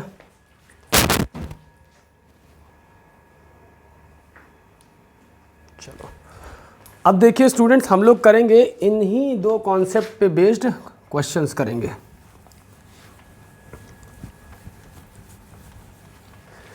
इन दोनों फॉर्मूलों को हम साइड में लिख लेते हैं, एक BL लिख लेते हैं। BL क्या होगा भाई, लीनियर वाला mu naught I upon 2 pi a होगा, a कह लो या r कह लो, चलो r मतलब डिस्टेंस, और यहाँ पे क्या होगा BC मतलब सर्कुलर की वजह से mu naught I upon 2a कर लो, a आपका रेडियस है, r यहाँ पे डिस्टेंस है, ठीक है। अब देखिए जैसे मान लीजिए कि हमें पूछा गया है फाइंड B मतलब magnetic field eight, magnetic field कहाँ पता करनी है हमको, एट दी सेंटर, इसको हमने यहाँ पे C नाम दिया है। जैसे मान लो कि ये एक हमारी सेमी सर्कुलर रिंग है, और ये करंट जा रहा है, ठीक, आई अमाउंट ऑफ करंट जा रहा है, और ये इसका सेंटर इसी एक्सिस पर लाई कर रहा है ये। तो देखो बेटा, सेंटर में दो तीन चीज़ों की वजह से मैग्नेटिक फील्ड बनेगी। एक तो इसके वजह से देखते हैं क्या है B1, और एक इस सेमी सर्कुलर रिंग की वजह से B2, और एक इसके वजह से B3, ठीक। दो चीज़ें आप लोग यहाँ पे गौर करो कि ये जो सेंटर लाई कर रहा है, ये सेंटर, ये इस कंडक्टर के एक्सिस में ही तो लाई कर रहा है, और इस कंडक्टर के भी एक्सिस में लाई कर रहा है। तो यहाँ पे मैग्नेटिक फील्ड कितनी हो जाएगी? 0, जो कि हम ऑलरेडी बता चुके हैं। मतलब कि B1 बराबर B3 बराबर कितना हो जाएगा आपका? 0। क्यों? मैंने बताया है अभी इसी चीज़ को, इसीलिए, ठीक है, समझ रहे हो? इसी एक्सिस पे पड़ने वाले कोई भी पॉइंट पे इन दोनों कंडक्टर की वजह से मैग्नेटिक फील्ड क्या हो जाएगी? 0। यही बात अभी मैंने आप लोगों को समझाई है, ठीक है। अब मैग्नेटिक फील्ड केवल एक चीज़ की वजह से बनेगी। राइट हैंड रूल सिखा चुके हैं पिछले लेक्चर्स में, कर्ल उंगलियों को मोड़ना है कर्ल के डायरेक्शन में, जिधर वो सेमी सर्कुलर रिंग मुड़ी हुई है और जिधर करंट जा रहा है करंट के डायरेक्शन में, और थंब आपको क्या बता देगा? मैग्नेटिक फील्ड बता देगा। तो यहाँ से पता चलेगा कि B2 क्या आएगा? आउटवर्ड होगी। कितनी होगी वो हम देख के बताते हैं। B2 कितना आएगा? सेमी सर्कल की वजह से, फुल सर्कल की वजह से क्या है? Mu naught times the current, मान लो इसका रेडियस है R, mu naught times the current upon 2 times of radius. ये तो फुल सर्कल की वजह से होगा, तो हाफ सर्कल की वजह से आधा हो जाएगा। तो B2 कितना आ जाएगा? Mu not I upon 4 times of R। तो यहाँ पे मैग्नेटिक फील्ड B नेट कितनी आएगी ज़रा बताइए? ये दोनों तो 0 हो चुके हैं, लेकिन फिर भी एहतियात के तौर पे दिखा देते हैं ताकि आप लोग को समझ में आ जाए। फर्स्ट की वजह से 0, थर्ड की वजह से 0, केवल इसके वजह से जो मैग्नेटिक फील्ड है वही नेट मैग्नेटिक फील्ड होगी आपकी। क्या होगी? Mu naught I upon 4R। इसे आप लोग नोट करें।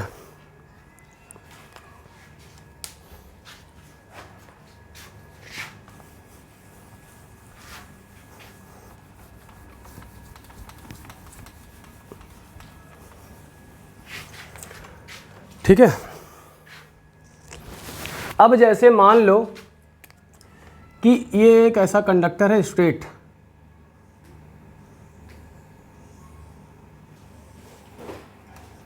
ये I करंट है, तो ये यहाँ पे टच नहीं है, ठीक है, याद रखिएगा। और ये गैप इतना नेग्लिजिबल है कि इसको पूरा सर्किल ही मान लो।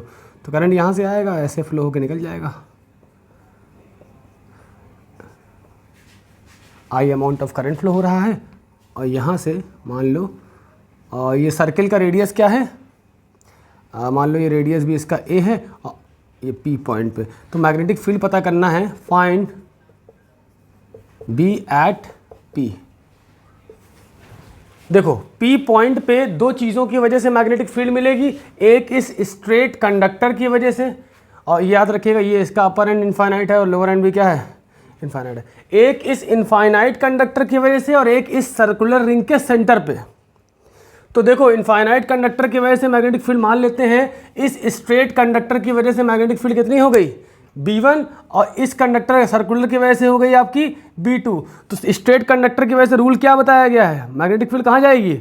अंदर की तरफ। तो B1 कितना होगा आपका, ज़रा बताइए? स्ट्रेट कंडक्टर इनफाइनाइटली लॉन्ग लिख चुका हूँ मैं, mu naught I upon 2 pi into क्या होगा? रेडियस, या कह सकते हो रेडियस करो, दूरी, डिस्टेंस, कितनी दूरी पे आपको चाहिए मैग्नेटिक फील्ड? तो A, तो यहाँ पे A लिख दिया। और ये किधर होगा? इनवर्ड क्या होगा? That is cross. और अगर B2 की बात करें सर्कुलर रिंग की वजह से, तो मैग्नेटिक फील्ड क्या होगी? देखिए सर्कुलर रिंग की वजह से बाहर की तरफ होगी।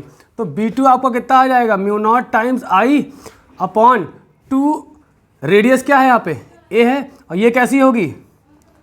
आउटवर्ड, दैट इज डॉट लगा के सर्कल। अब यार नेट मैग्नेटिक फील्ड कितनी होगी? B नेट, ये होगा B1 difference of B2। Difference बताया था ना कि जो भी बड़ी मैग्नेटिक फील्ड होगी उसमें तो छोटी वाली को क्या कर देंगे हम लोग? घटा देंगे। तो इसमें से बड़ी मैग्नेटिक फील्ड कौन है? क्योंकि तो करंट भी सेम है, दोनों की ये स्ट्रेट कंडक्टर की दूरी और इस सर्किल का रेडियस दोनों सेम है। फर्क क्या आ रहा है? बड़ा ये होगा। क्यों? क्योंकि ये पाई से डिवाइड हो रहा है। तो यहाँ पे लिखेंगे B नेट बराबर कितना आएगा ज़रा बताइए?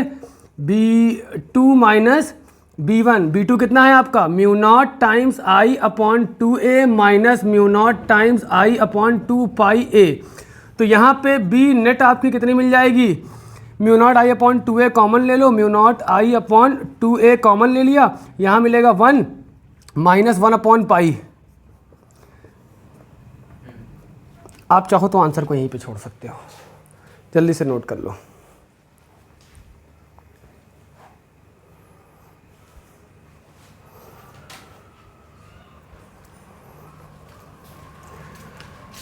आप लोग वीडियो पॉज करके भी नोट कर सकते हो। अब देखिए एक और वैरायटी क्वेश्चन की कराते हैं।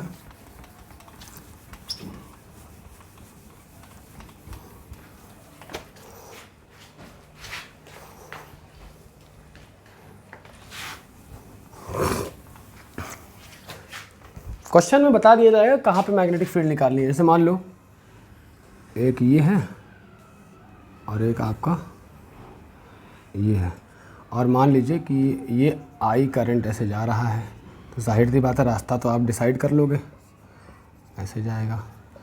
यही आई करंट पूरे में सर्कुलेट हो रहा है। इस वाली रिंग का रेडियस है सेमी सर्किल का R1 और बड़ी वाली का क्या है R2 है, ठीक। और ये पॉइंट क्या है, सेंटर है। मान लो बी सेंटर निकालना है, वो भी कितनी, नेट। देखो यहाँ पे बेसिकली बेटा 4 मैग्नेटिक फील्ड्स होंगी, एक इसके वजह से B1 और इसके वजह से B2, 2 स्ट्रेट कंडक्टर है ना छोटे छोटे, और इसके वजह से मान लेते हैं B3, इसके वजह से B4, ठीक। अब पहली बात तो आपका B1 बराबर B2 बराबर कितना हो जाएगा 0, क्यों, क्योंकि जो जहाँ पे मैग्नेटिक फील्ड चाह रहा है वो उसी एक्सिस में पड़ रहा है, ठीक। अब अगर हम बात करें अच्छा एक मिनट, यहाँ पे करंट कैसे जाएगा, देखिए ऐसे जाएगा, तो ये डायरेक्शन है ना, ये छुप गया उसकी वजह से। करंट का डायरेक्शन क्या है, ऐसे है, तो थंब लो, थंब को उंगलियां कर लो, करो करंट के डायरेक्शन में कर लिया, थंब क्या आ रहा बाहर की तरफ, तो आपका B4 क्या है, B4 कितना आएगा, सेमी सर्किल की वजह से पहली बात तो आधा कर लो, और फुल सर्किल की वजह से सीख चुके हैं हम लोग ना, म्यू नॉट टाइम्स आई, करंट तो सब में सेमी फ्लो हो रहा है, डिवाइड बाई 2, ए क्या है आपका रेडियस, तो इस सेमी सर्किल का रेडियस कितना है R1, और B3 कितना आएगा ज़रा बताइए। ये क्या होगी आपकी, ये कैसे आई है, आउटवर्ड आई है, तो इसको क्या लिखेंगे, ऐसे डॉट लगा देंगे। और ऊपर वाले की वजह से क्या होगी, इनवर्ड। देखिए ऊपर वाले में जो करंट फ्लो कर रहा है उसका डायरेक्शन क्या है, देखिए यहाँ पे करंट यहाँ बना लीजिए, थोड़ा ज़्यादा क्लियर हो जाएगा।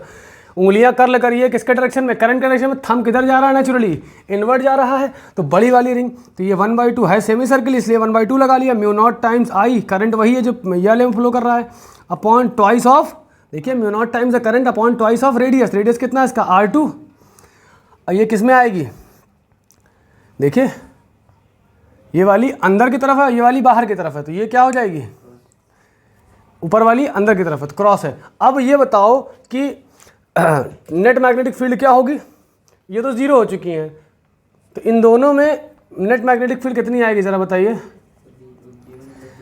बड़ी कौन सी होगी, ज़्यादा बड़ी मैग्नेटिक फील्ड कौन, ये एक समझ लो कि B4 और डिफरेंस ऑफ B3 होगा, ये बात याद रखिएगा, क्या होगा, B4 और B3 का डिफरेंस होगा। कैसे, अब B4 बड़ा है कि B3 बड़ा है, ये बताओ, आप लिख लो, बल्कि B4 कितना है, देखो mu naught I upon 4R1 difference of mu naught I upon 4R2, दोनों में से कौन सी फील्ड बड़ी होगी, जिसका रेडियस कम होगा। मैंने ऑलरेडी बता दिया, देखो फील्ड किससे प्रोपोर्शनल है, magnetic field in circular case is inversely proportional to radius, radius ज़्यादा होगा तो फील्ड कम होगी, रेडियस कम होगा तो फील्ड ज़्यादा होगी, तो जिसका रेडियस ज़्यादा है उसकी फील्ड कम होगी, तो रेडियस R2 ज़्यादा है ना, दिख ही रहा साफ साफ। तो यहाँ पे हो जाएगा B नेट, ये हो जाएगा B4 माइनस B3, तो इन दोनों में क्या होगा, mu naught I upon 4R1 minus mu naught I upon 4R2। एक काम कर लेते हैं, इसको अच्छे से लिख लेते हैं, B नेट कितनी आएगी, म्यू नॉट आई अपॉन 4 बाहर ले लो, म्यू नॉट आई अपॉन 4, और ब्रैकेट में क्या होगा 1/R1 माइनस 1/R2, और नेट डायरेक्शन किसका होगा, जो बड़ी वाली फील्ड होगी। बड़ी वाली फील्ड कैसे थी, बाहर की तरफ, तो ये क्या हो जाएगा, आउटवर्ड, ठीक है। तो स्टूडेंट्स उम्मीद करते हैं कि ये 3 या 4 क्वेश्चन आप लोगों को समझ में आए होंगे। मिलते हैं नेक्स्ट लेक्चर में, थैंक यू। आकिब सिद्दीकी, और आज हम पढ़ेंगे क्लास 12 के फिजिक्स के मैग्नेटिक इफेक्ट ऑफ करंट के लेक्चर नंबर 5 को। जिसमें हमारा टॉपिक है force on charge particle moving in a uniform magnetic field. तो स्टूडेंट्स, इस टॉपिक का मतलब है कोई भी चार्ज्ड पार्टिकल एक यूनिफॉर्म मैग्नेटिक फील्ड में जब एंटर करता है तो उसके ऊपर एक डिफ्लेक्टिंग फोर्स लगता है और उसी फोर्स की एनालिसिस हम लोग करने जा रहे हैं। तो स्टूडेंट्स, जैसा कि हम लोग जानते हैं कि मैग्नेटिक फील्ड बेसिकली दो तरह की होती है। डॉट लगा के सर्किल कर दें तो ये परपेंडिकुलर एंड आउटवर्ड होती है, और क्रॉस लगा के सर्किल बना दो तो क्या होती है, परपेंडिकुलर एंड इनवर्ड होती है। तो यहाँ पे ये मान लेते हैं कि ये हमारे पास ये मैग्नेटिक फील्ड है। यहाँ पे हम मान लेते हैं कि हमारी एक मैग्नेटिक फील्ड है, तो मैग्नेटिक फील्ड चल के बना लेते हैं। और एक चार्ज पार्टिकल Q इसके अंदर एंटर हुआ और वेलोसिटी क्या थी, v। तो होगा क्या, इस चार्ज पार्टिकल पे एक अंदर की तरफ डिफ्लेक्टिंग फोर्स लगेगा जिसको बोलेंगे मैग्नेटिक फोर्स। चार्ज पार्टिकल जब v वेलोसिटी से एंटर करेगा तो उसको एक डिफ्लेक्टिंग फोर्स एक्सपीरियंस होगा, और उस फोर्स के निकालने का तरीका ये है कि ये आपका थंब है, ये बताएगा आपके फोर्स के डायरेक्शन को, फोर्स, और ये तीसरी वाली उंगली आपकी क्या बताएगी, चार ही उंगली है क्या इसकी, नहीं ठीक है, तीसरी वाली उंगली आपकी बताएगी डायरेक्शन ऑफ मैग्नेटिक फील्ड, और दूसरी वाली बताएगी direction of magnetic F B V, ये बताएगी वेलोसिटी। तो लेफ्ट हैंड, ये लेफ्ट हैंड है आपका, देखिए ये है आपका F, ये है B और ये है V। हमें F पता करना है। Velocity of charge particle is like this और magnetic field is perpendicular and inward. तो फोर्स आपको किधर लगता हुआ दिख रहा है, ऊपर की तरफ लगता हुआ। देखिए मैग्नेटिक फील्ड FBV, थंब आपका ये मिडिल फिंगर, तो क्या होगा, मैग्नेटिक फील्ड अंदर की तरफ है, इसको अंदर की तरफ ओरिएंट कर लिया। ये वाली उंगली कहाँ जा रही है, वेलोसिटी के डायरेक्शन में, तो फोर्स किधर लगेगा आपका, ऊपर की तरफ लगेगा। ये रूल बेसिकली है कि चार्ज पार्टिकल की तरफ किधर फोर्स लगने वाला है, ठीक है। तो यहाँ पे देखा गया एक्सपेरिमेंट से कि फोर्स जो था वो directly proportional to charge particle था। मतलब जितना ज़्यादा चार्ज पार्टिकल था, चार्ज की मैग्नीट्यूड जितनी ज़्यादा थी और इफेक्ट कितना था, फोर्स उतना ही ज़्यादा था। और फोर्स डायरेक्टली प्रोपोर्शनल था वेलोसिटी के। मतलब जितनी ज़्यादा वेलोसिटी से मैग्नेटिक फील्ड में एंटर करेगा उतनी ही ज़्यादा वेलोसिटी से एंटर करेगा उतना ही उसके ऊपर फोर्स लगेगा। और जितना ज़्यादा मैग्नेटिक फील्ड होगी उसके भी डायरेक्टली प्रोपोर्शनल, और directly proportional to sine theta, ठीक, एंगल ऑफ एंट्रेंस पे भी डिपेंड कर रहा था। तो इसको अगर हम कंबाइन में लिखेंगे तो ये आ जाएगा डायरेक्टली, यहाँ पे कांस्टेंट की वैल्यू 1 आ रही है, तो you can write it as F is to Q V B sine theta. तो याद करिए, आपने पढ़ा है ना कि आपका A क्रॉस B बराबर कितना होता है, आपका A क्रॉस B होता है AB साइन थीटा। तो ये VB sign theta can be replace by V cross B, तो ये बन जाएगा वेक्टर, Q आपका स्केलर है, तो ये हो जाएगा V क्रॉस B, ठीक। ये चीज़ आपको समझनी होगी, याद रखिएगा इस तरह की चीज़ में। जैसे मान लो ये मैग्नेटिक फील्ड है अंदर की तरफ, चलो मान लो हम बना देते हैं ऐसे, मान लो ये मैग्नेटिक फील्ड है B और ये है आपका V। तो जब इन दोनों का क्रॉस लिया जाएगा, तो जिस डायरेक्शन में क्रॉस ले रहा हो, यहाँ पे राइट हैंड स्क्रू रूल लगता है, राइट हैंड रूल कह सकते हो, राइट हैंड रूल लगता है। तो तीसरी चीज़, जिस चीज़ की ये क्वांटिटी है वो हमेशा क्या होगी, इन दोनों के परपेंडिकुलर होगी। देखिए V क्रॉस B जाइए कितना आएगा, थंब कहाँ जा रहा है, बाहर, तो फोर्स कहाँ की तरफ होगा, बाहर की तरफ होगा। तो ये चीज़ आपको समझनी होगी। अगर हम फोर्स के एक्सप्रेशन को फिर से लिखें, F इजिकल टू क्या आएगा, Q V B sine theta है, ठीक है। For maximum force on charged particle, charge particle पे मैक्सिमम कब फोर्स लगेगा, जब इसका थीटा क्या होगा, 90 डिग्री, क्योंकि साइन 90 की वैल्यू साइन फंक्शन की मैक्सिमम वैल्यू कहाँ मिलती है, 90 डिग्री पे मिलती है। तो थीटा जब 90 रखेंगे तो फोर्स को हम एक स्पेशल नाम दे दें, F और छोटा सा m लगा दें, जिससे ये पता चले कि ये मैक्सिमम फोर्स का एक्सप्रेशन आने वाला है। साइन 90 कितना आएगा, Q V B sine 90 degree, तो साइन 91 होता है, तो मैक्सिमम फोर्स कितना हो गया, क्यू वी बी। तो ये हो गया, this is the expression for your maximum force on a charge particle when it is entering in the by making 90 degree. तो ये कैसे एंटर करना चाहिए कि जैसे मान लो ये आपकी अंदर की तरफ मैग्नेटिक फील्ड है तो ये एकदम स्ट्रेट एंटर करे, तब उस देखिए मैग्नेटिक फील्ड में ये अंदर की तरफ मैग्नेटिक फील्ड है और ये चार्ज पार्टिकल के जाने का डायरेक्शन है, तो इन दोनों के बीच का एंगल कितना है 90 डिग्री है। तो चार्ज पार्टिकल पे मैक्सिमम फोर्स तब लगेगा जब वो 90 degree to the magnetic field enter करेगा। क्लियर है ये चीज़ आप लोगों को? जैसे मान लो मैग्नेटिक फील्ड आपकी ये है, ये आपकी मैग्नेटिक फील्ड है, ये वेलोसिटी हो, तो इस कंडीशन में क्या लगेगा मैक्सिमम। तो मैक्सिमम फोर्स की शर्त ये निकाल आई आपको। अब होगा क्या, ये चार्ज पार्टिकल सर्कुलर पाथ में घूमने लगेगा। कहाँ घूमने लगेगा? सर्कुलर पाथ में घूमने लगेगा। देखिए इस पॉइंट पे आया अंदर की तरफ, हर पॉइंट पे अंदर की तरफ फोर्स लगेगा, तो ये एक तरह से सर्कुलर पाथ में घूमने लगेगा। क्या होने लगेगा? सर्कुलर पाथ में घूमने लगेगा, और सर्कुलर पाथ में घूमने के साथ साथ ये आगे भी जाएगा। याद रखिएगा जो पार्ट देखो, जैसे ये मैग्नेटिक फील्ड में एंटर किया, ये ऐसे ऐसे सर्कुलर घूमते घूमते घूमते आगे निकल जाएगा। और ये अज्यूम कर रहे हैं कि मैग्नेटिक फील्ड पूरे में है। क्या होगा, जैसे मान लो चार्ज पार्टिकल एंटर किया तो ये सर्कुलर पाथ में घूमने लगेगा, हर पॉइंट पे अंदर की तरफ फोर्स लग रहा है, ये ऐसे गया तो ये ऐसे सर्कुलर पाथ में घूमते घूमते घूमते आगे निकल जाएगा। तो याद रखिएगा जो पाथ सर्कुलर के साथ साथ आगे भी बढ़ रहा हो उसको बोलते हैं हेलिकल पाथ। कौन सा पाथ? Helical path. जैसे स्प्रिंग वगैरह होती है ना, circular as well as linear, वही चीज यहां पे हो रही है। अब हमारा काम यह है कि इस सर्कुलर पाथ का रेडियस निकालना, वेलोसिटी निकालना।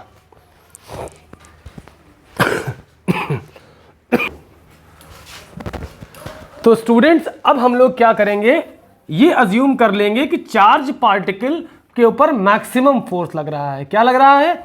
मैक्सिमम फोर्स लग रहा है। मतलब the charge particle is entered in the magnetic field perpendicularly to the magnetic field. Magnetic field के परपेंडिकुलर एंटर किया है, ये हमारा एजम्पशन रहेगा, और उस पर हम लोग क्या करेंगे? डेरिवेशन करेंगे। ठीक है, तो ये चीज आप लोगों को समझनी होगी। तो जैसे मान लीजिए कि हमारा मैग्नेटिक फोर्स जो है वो कितना है, मैग्नेटिक फोर्स कितना है मैक्सिमम, QVB।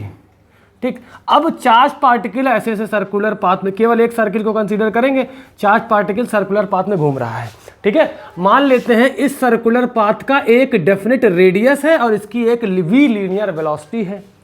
जब कोई भी चीज, अब देखो इस पे फोर्स किधर लग रहा है, अंदर की तरफ लग रहा है, यहां थे तो कहां लग रहा था, ऊपर की तरफ, तो ये क्या था, मैग्नेटिक फोर्स।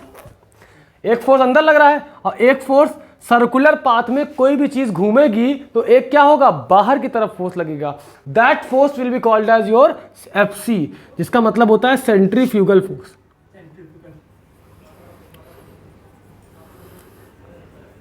कोई भी चीज अभी सर्कुलर पाथ में घूम रहा है, अंदर क्या लग रहा है, अंदर की तरफ लगेगा आपका मैग्नेटिक फोर्स और बाहर की तरफ FC। यहां पे आएगा क्या लगेगा, अंदर की तरफ मैग्नेटिक फोर्स और बाहर की तरफ FC, सेंट्रीफ्यूगल फोर्स। बचपन से पढ़ते आ रहे हो सेंट्रीफ्यूगल फोर्स के बारे में।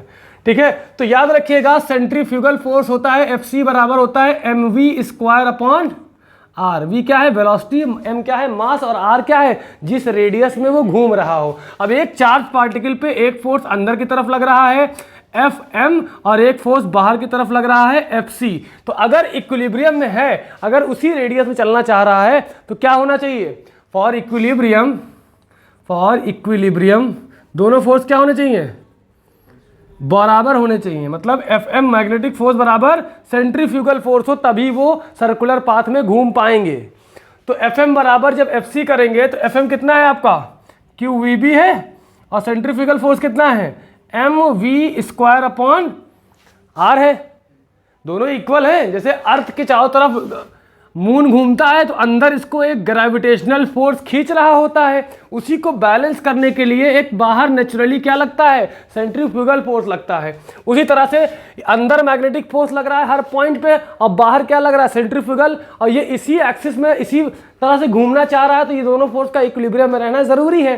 तो ये दोनों को इक्वल कर दिया। देखो एक वेलोसिटी यहाँ से कैंसिल हो जाएगी, तो यहाँ से जब r की वैल्यू निकालेंगे तो r बराबर कितना आएगा भाई, mv/qb।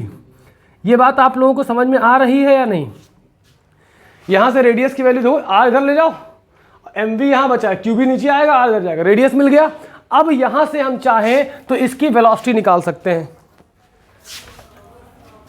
जैसे अगर हम चाहें तो यहाँ से वेलोसिटी भी तो निकाली जा सकती है, QBr/m। देख लीजिए, कोई कंफ्यूजन हो तो पूछ लीजिए।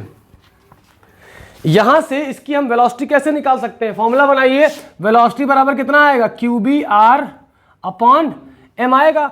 अब हमको वेलोसिटी पता चल गई है तो यहां से हम काइनेटिक एनर्जी भी निकाल सकते हैं। काइनेटिक एनर्जी फॉर्मूला क्या होता है, half of mass into velocity का स्क्वायर। तो काइनेटिक एनर्जी को शॉर्ट फॉर्म में KE लिख दें, और हाफ ऑफ मास कितना है m, और वेलोसिटी की वैल्यू कितनी है जरा बताइए, QBR अपॉन m, और इसी वेलोसिटी का स्क्वायर कर दें तो काइनेटिक एनर्जी कितनी आ जाएगी जरा बताएं। ये आएगा m अपॉन 2, तो m इंटू 1 तो m ही हो गया, अपॉन 2 एज इट इज है, वो इंटू क्या आएगा, Q square B square R square upon m square. यहाँ से यहाँ ये कैंसिल हो गया है तो काइनेटिक एनर्जी कितनी आ गई, Q square B square R square upon 2m। ये आपका काइनेटिक एनर्जी का एक्सप्रेशन हो गया। फिर हम लोग बात करेंगे टाइम पीरियड की, तो याद रखिएगा T इज इक्वल टू क्या होता है, 2 पाई R अपॉन V। ये सर्कुलर पाथ की पूरी डिस्प्लेसमेंट हो गई, और ये V क्या है आपका, वेलोसिटी हो गई। तो टाइम पीरियड का मतलब कितनी देर में ये एक साइकिल, एक चक्कर को कंप्लीट कर लेगा। तो T बराबर क्या होता है भाई, वेलोसिटी बराबर क्या होगा, total distance travelled upon time. तो T बराबर क्या होगा, T नीचे से ऊपर भेज दो, V नीचे भेज दो, यही से तो आया है। तो 2 pi upon V as it is लिखा रहने दे, और R की वैल्यू कितनी आई है यहाँ से, MV अपॉन QB लिख देते हैं यहाँ से, ठीक है।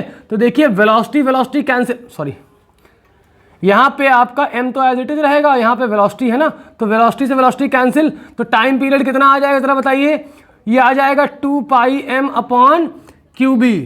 टाइम पीरियड का मतलब कितनी देर में ये एक चक्कर को कंप्लीट करेगा। फिर आता है फ्रीक्वेंसी के बारे में, तो फ्रीक्वेंसी क्या होती है, रेसिप्रोकल ऑफ टाइम।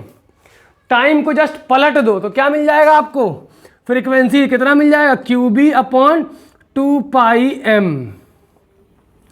ये चीज आप लोगों को समझनी पड़ेगी। क्लियर है ये चीज, इसे जल्दी से आप लोग नोट कर लें। अब देखो एक छोटी सी चीज और बची है, उसको भी मैं क्लियर करा दूं। जैसे मान लो ये सर्कुलर पाथ में एंटर कर रहा है, ऐसे घूम रहा है, तो ये जो दो कर्व्स के बीच में जो डिस्टेंस है इसको बोलते हैं d, और इसी का नाम दिया गया है पिच, PITCH, ग्राउंड वाली पिच कह सकते हो, लेकिन एक्चुअल में कुछ और मतलब है। यहाँ पे क्या है, हॉरिजॉन्टल डिस्प्लेसमेंट क्या है, दो सर्कल्स के बीच का हेलिकल पाथ में, ठीक है। तो पिच अगर देखा जाए तो मान लो अगर यहाँ पे चार्ज पार्टिकल थीटा एंगल पे एंटर हुआ है और v वेलोसिटी से, तो चार्ज पार्टिकल v वेलोसिटी से थीटा एंगल पे एंटर हुआ है, तो दो कंपोनेंट बनेंगे, बेस वाला बनेगा v cos थीटा और परपेंडिकुलर वाला कंपोनेंट बनेगा v sin थीटा बनेगा। तो आपको ये डिस्प्लेसमेंट निकालना है, तो d बराबर क्या होगा, वेलोसिटी इन दी एक्स डायरेक्शन मतलब v cos theta into time period. तो d बराबर कितना आ जाएगा, v cos थीटा, और t की वैल्यू कितनी है, 2 पाई m upon QB।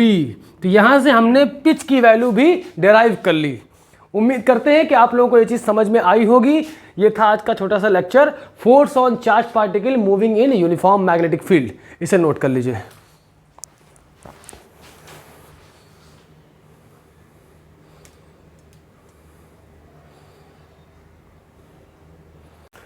Hello and good morning everyone, my self Aqib Siddiqui, और आज हम लोग पढ़ेंगे क्लास 12th के फिजिक्स के मैग्नेटिज्म का, या कहें कि मूविंग चार्जेस एंड मैग्नेटिज्म का लेक्चर नंबर 6। तो स्टूडेंट्स, लास्ट लेक्चर में हम लोगों ने एक चार्ज पार्टिकल जो कि मैग्नेटिक फील्ड में v वेलोसिटी से एंटर करता है, जिसका मैग्नीट्यूड ऑफ चार्ज q है, तो उसके ऊपर एक डिफ्लेक्टिंग फोर्स लगता है, उसके बारे में पढ़ा था। That deflecting force was equal to QVB sin theta. Q क्या है, जो चार्ज की मैग्नीट्यूड है, V क्या है, जिस वेलोसिटी से वो मैग्नेटिक फील्ड में एंटर हुआ है, और B क्या है, जिस मैग्नेटिक फील्ड में वो एंटर किया है, और थीटा क्या है, जिस एंगल पे वो एंटर हुआ है। ठीक, आज हम लोग पढ़ेंगे force on a current carrying conductor placed in uniform magnetic field. तो एक चीज तो हम पहले साइड में लिख लेंगे कि जो फोर्स लग रहा था एक सिंगल चार्ज पे, वो कितना था, QVB sin थीटा। ठीक, अब देखिए, जैसे मान लीजिए ये हमारे पास एक मैग्नेटिक फील्ड है,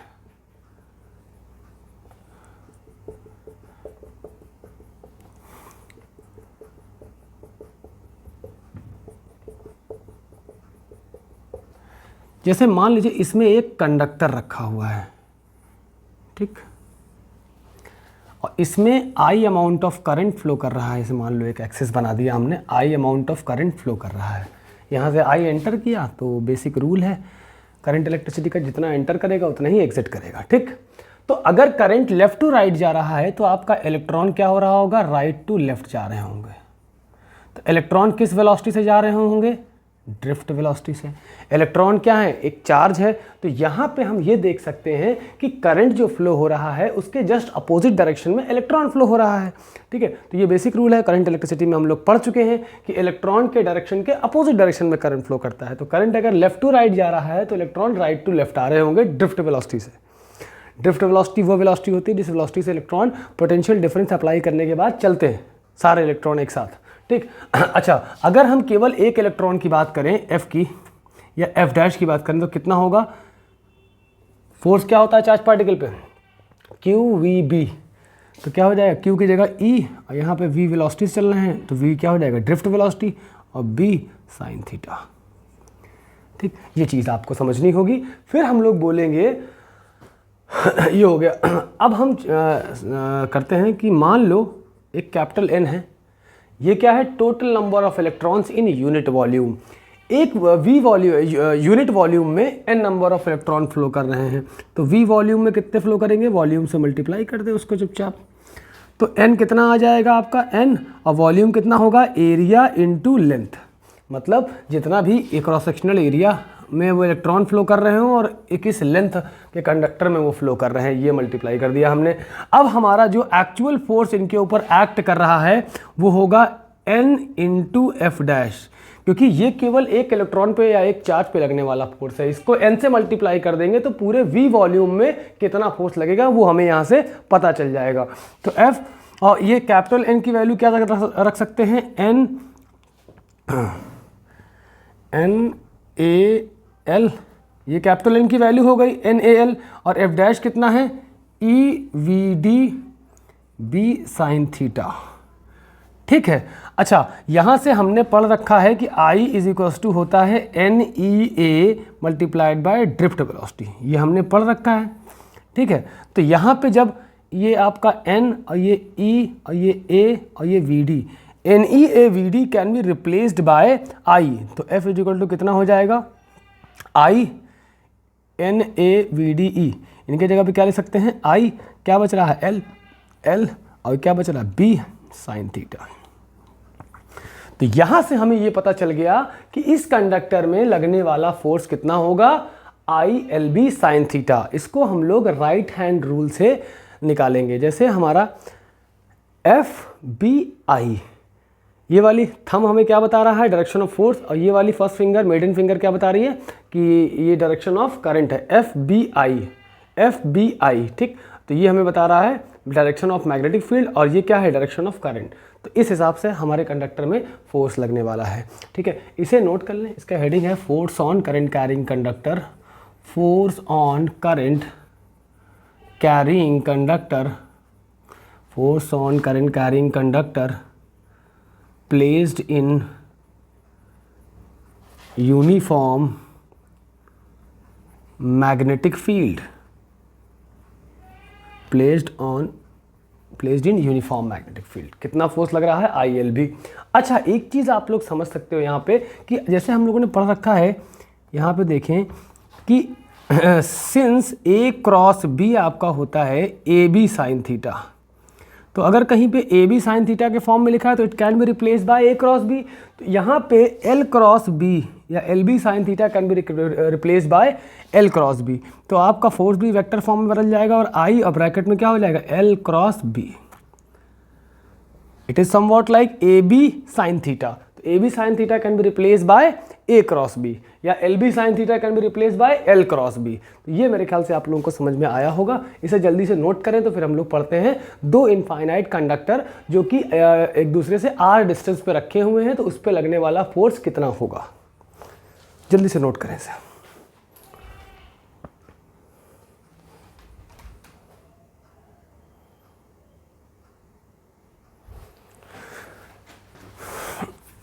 अब आप लोग हेडिंग डाल लीजिए, force on two conductors placed at a distance r due to each other.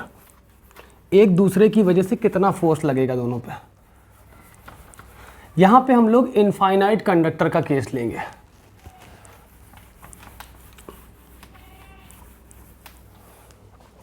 Okay हमें ये पता चल गया कि फोर्स किसी कंडक्टर पे कितना लगता है जब वो मैग्नेटिक फील्ड में रखा जाता है, ये लगता है ILB साइन थीटा के बराबर है। ठीक है, अब मान लो कि दो कंडक्टर हैं, एक कंडक्टर ये है जिसमें I1 amount of current flow हो रहा है और एक कंडक्टर ये है आपका जिसमें I2 amount of current flow हो रहा है, and both the conductors are separated by a distance r।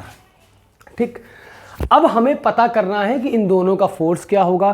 तो राइट हैंड थंब रूल से हम लोग फोर्स का डायरेक्शन पता कर सकते हैं। तो यहाँ मेन कंसर्न क्या है, डायरेक्शन पता करना नहीं, पता करना है कि फोर्स कितना है। ये चीज़ पहले पढ़ेंगे, फिर उसके बाद हम लोग पढ़ेंगे डायरेक्शन कैसे पता करते हैं। तो याद रखिएगा सेम डायरेक्शन में होगा तो ये अट्रैक्टिव फोर्स होगा। सेम डायरेक्शन में ये क्या होंगे, अगर दोनों में करंट सेम डायरेक्शन में जा रहा है दो कंडक्टर में जो कि r डिस्टेंस से सेपरेटेड है, तो उनका फोर्स क्या होगा, अट्रैक्टिव होगा। और अगर दोनों करंट्स अपोजिट डायरेक्शन में जाएंगे तो उनका फोर्स क्या होगा, रिपल्सिव होगा। तो डायरेक्शन की बात नहीं करते, अभी हम लोग मैग्नीट्यूड ऑफ फोर्स निकालने की बात करते हैं। ठीक है, तो जैसे मान लो अब होगा क्या, ये आपका फर्स्ट कंडक्टर है और ये आपका सेकेंड कंडक्टर है। ठीक है, अब देखिए एक तरह से देखा जाए तो फर्स्ट कंडक्टर अपनी एक यहाँ पे मैग्नेटिक फील्ड बनाएगा। देखिए राइट हैंड थंब रूल के हिसाब से ये अपने राइट साइड में मैग्नेटिक फील्ड बनाएगा, क्योंकि एक स्ट्रेट करंट कैरिंग कंडक्टर अपने आसपास एक मैग्नेटिक फील्ड बनाता है। जैसे अगर बोले कि एक इनफाइनाइट कंडक्टर यहाँ पे कितनी मैग्नेटिक फील्ड बनाएगा, तो याद होगा आपको B = μ0I/2πr बनाता है। r मतलब कितनी दूरी पे, तो ये r डिस्टेंस पे first conductor B1 magnetic field बनाएगा जो कि क्या होगी, अंदर की तरफ होगी, तो B1 मैग्नेटिक फील्ड। तो अब ये कंडक्टर कुछ ऐसा हो जाएगा कि इसमें I2 करंट फ्लो हो रहा है और ये B1 मैग्नेटिक फील्ड में रखा है। बात समझिएगा, पहला कंडक्टर मैग्नेटिक फील्ड बना रहा है और इस कंडक्टर में करंट जा रहा है, और ये कंडक्टर एक तरह से वैसा हो गया ना कि current carrying conductor placed in uniform magnetic field. समझिए ये कंडक्टर क्या कर रहा है, इस तरह इस रूल के हिसाब से एक मैग्नेटिक फील्ड बना रहा है अपने से r डिस्टेंस पे परपेंडिकुलरली इनवर्ड।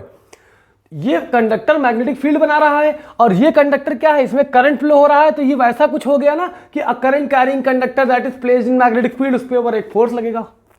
ठीक है, तो पहले तो हम B1 निकाल लें। B1 कितना आएगा जरा बताएं, μ0I1/2πr। r क्या है, यहां से दूरी, इनफाइनाइट कंडक्टर की वजह से मैग्नेटिक फील्ड इतनी बनती है। अब हमारे लिए for second conductor is placed in B1 magnetic field. Second conductor कहां रखा है, B1 की मैग्नेटिक फील्ड में रखा है। तो लगने वाला फोर्स ऑन सेकेंड कंडक्टर कितना हो जाएगा, जो भी करंट इसमें फ्लो हो रहा हो क्या हो जाएगा, I2, और मैग्नेटिक फील्ड किसकी है, B1 की, और L और साइन थीटा। ये बात आप लोगों को समझनी होगी। ठीक है, यहां पे देखो बेटा थीटा 90 है, थीटा क्या है, 90 degree, because this is the orientation of L and magnetic field is just perpendicularly inward. ये आपका L है और इसके अंदर क्या है, मैग्नेटिक फील्ड है परपेंडिकुलरली इनवर्ड। ये आपका क्या है पूरा, ये L है ना, तो थीटा यहाँ पे 90 हो गया, तो F2 कितना आ जाएगा, I2 लिख दिया, B1 लिख दें μ0I1/2πr साइन 90 डिग्री। तो यहाँ से अच्छा I2 लिख दिया, B1 लिख दिया, L भी तो लिखना पड़ेगा। यहाँ पे हम लोग L लिख देते हैं, L साइन 90। साइन 90 आपका होता है 1 और L को नीचे भेज दें, तो F2/L कितना हो जाएगा, अगर इसको, ये तो 1 हो गया, इसको अरेंज करके लिखें तो μ0I2 उधर लिख दो, I1I2/2πr। तो ये क्या है आपका, force per unit length, force per unit length कितना आएगा, μ0/2πI1I2/r। ये मेरे ख्याल से आप लोगों को समझ में आ गया होगा। ये F2/L है। सेकेंड कंडक्टर पे लगने वाला फोर्स पहले की मैग्नेटिक फील्ड की वजह से। ठीक, अब हम लोग देखेंगे कि फर्स्ट कंडक्टर पे सेकेंड क्या लगा रहा है। तो फर्स्ट कंडक्टर पे क्या होगा जरा बताएं। अब देखो सेकेंड कंडक्टर अगर इधर से देखें तो सेकेंड कंडक्टर, ये सेकेंड कंडक्टर है, ये भी तो अपनी एक मैग्नेटिक फील्ड, भले ही एक मैग्नेटिक फील्ड में रखा है, लेकिन it is itself making a magnetic field in both the direction. तो हमें इधर चाहिए, तो इधर r डिस्टेंस पे कितनी मैग्नेटिक फील्ड बनाएगा। देखिए थंब को रखा मैग्नेटिक करंट के डायरेक्शन में और उंगलियां किधर आ रही हैं, राइट साइड में बाहर की तरफ। तो यहाँ पे एक ये मैग्नेटिक फील्ड बनाएगा परपेंडिकुलरली आउटवर्ड। तो ये क्या हो जाएगा B2। अब हमें समझना ये है कि हमारा अब फर्स्ट कंडक्टर कुछ वैसा होगा कि ये एक मैग्नेटिक फील्ड में रखा है जो कि B2 है। तो अगर हम B2 की बात करें तो सेम होगा, बस यहाँ पे करंट की वैल्यू I2 हो जाएगी। इनफाइनाइट तो B2 भी है, तो कितना आएगा μ0 I2 अपॉन 2 पाई। इससे इसकी दूरी कितनी है, जितनी इससे इसकी थी, तो R ही है, तो R लिख दो।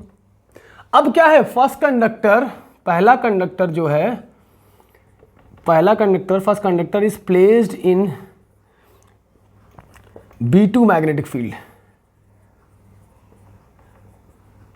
फर्स्ट कंडक्टर कहां रखा है, B2 मैग्नेटिक फील्ड में। तो अगर हम F1 की बात करें, force on first conductor due to obviously second conductor, second conductor की वजह से फोर्स कितना आएगा, जो भी करंट फ्लो हो रहा हो। और मैग्नेटिक फील्ड किसकी है फर्स्ट कंडक्टर के ऊपर, B2 की, और L साइन थीटा। थोड़ा सा शॉर्टकट अपना लेंगे, F1 अपॉन L कर लेंगे और L को नीचे ले लिया क्योंकि यहाँ पे फोर्स पर यूनिट लेंथ निकालना है। तो यहाँ पे क्या हो जाएगा I1 और थीटा यहाँ पे क्या है, तो यहाँ हो जाएगा साइन 90 डिग्री। L तो नीचे चला गया, यहाँ क्या बचा I1 लिख दिया। B2 क्या होगा जरा बताइए, μ0 I2 अपॉन 2 पाई R, बाकी कुछ बचा नहीं है। तो F1 अपॉन L कितना आएगा, μ0 अपॉन 2 पाई, इसी को अरेंज करके लिख दें I1 I2 अपॉन 2 पाई R। Force per unit length, ये न्यूटन पर मीटर, ये भी किस में आएगा, न्यूटन पर मीटर में आएगा। तो दोनों पे देखिए लगने, दोनों एक दूसरे पे सेम फोर्स लगा रहे होंगे। तो स्टूडेंट्स उम्मीद करते हैं कि आप लोगों को ये लेक्चर समझ में आया होगा। मिलते हैं मैग्नेटिज्म के नेक्स्ट लेक्चर में, ठीक है। Thank you so much.